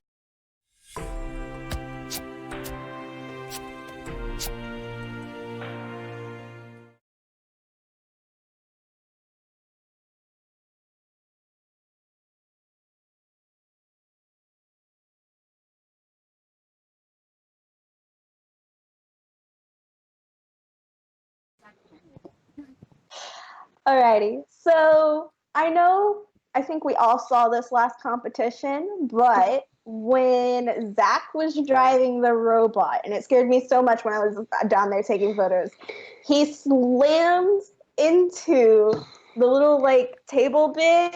It was hilarious. What are y'all's opinions on that? What was hilarious, or did it scare you? It scared me so much. I was really scared that the robot was broken, and we ended up having to rush out and fix it. Luckily, QuickDraw has no permanent damage, so that's good, but it's very scary. Yes. I think the robots got a little mad at him and decided to teach him a lesson of what it's really like on the field, so he'll be careful in the future. Let's watch it.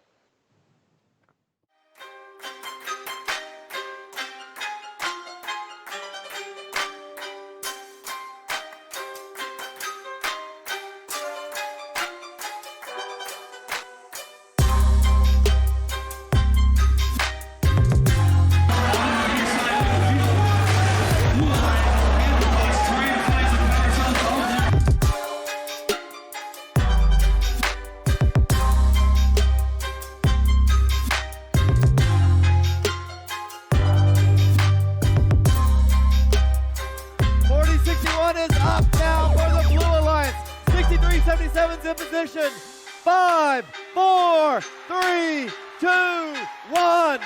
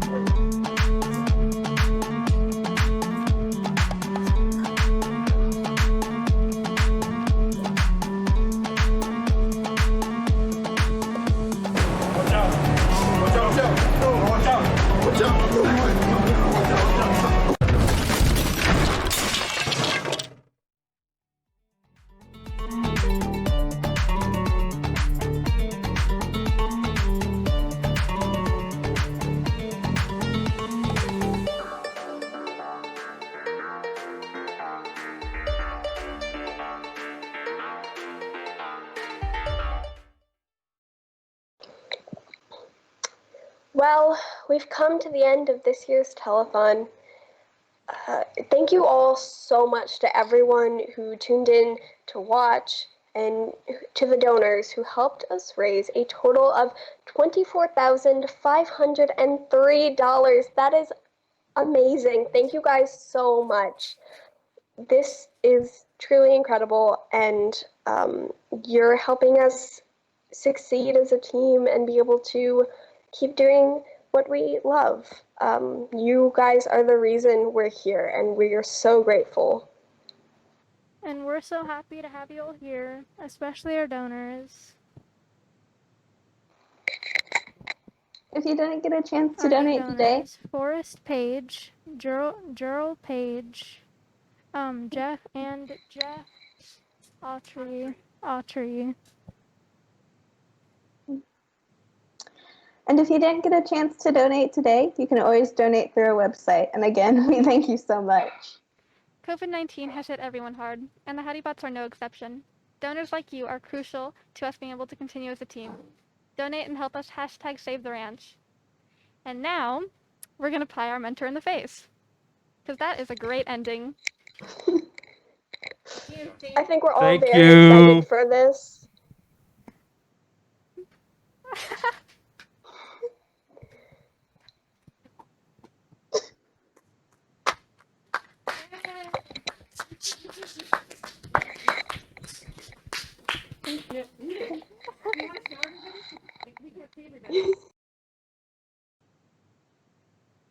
There we go. There you go. Here's Campaign. Thank y'all so much. Thank y'all. Everybody wave. Have a great. Thank you. Someone's going to have to guide Evan to a safe place. All right.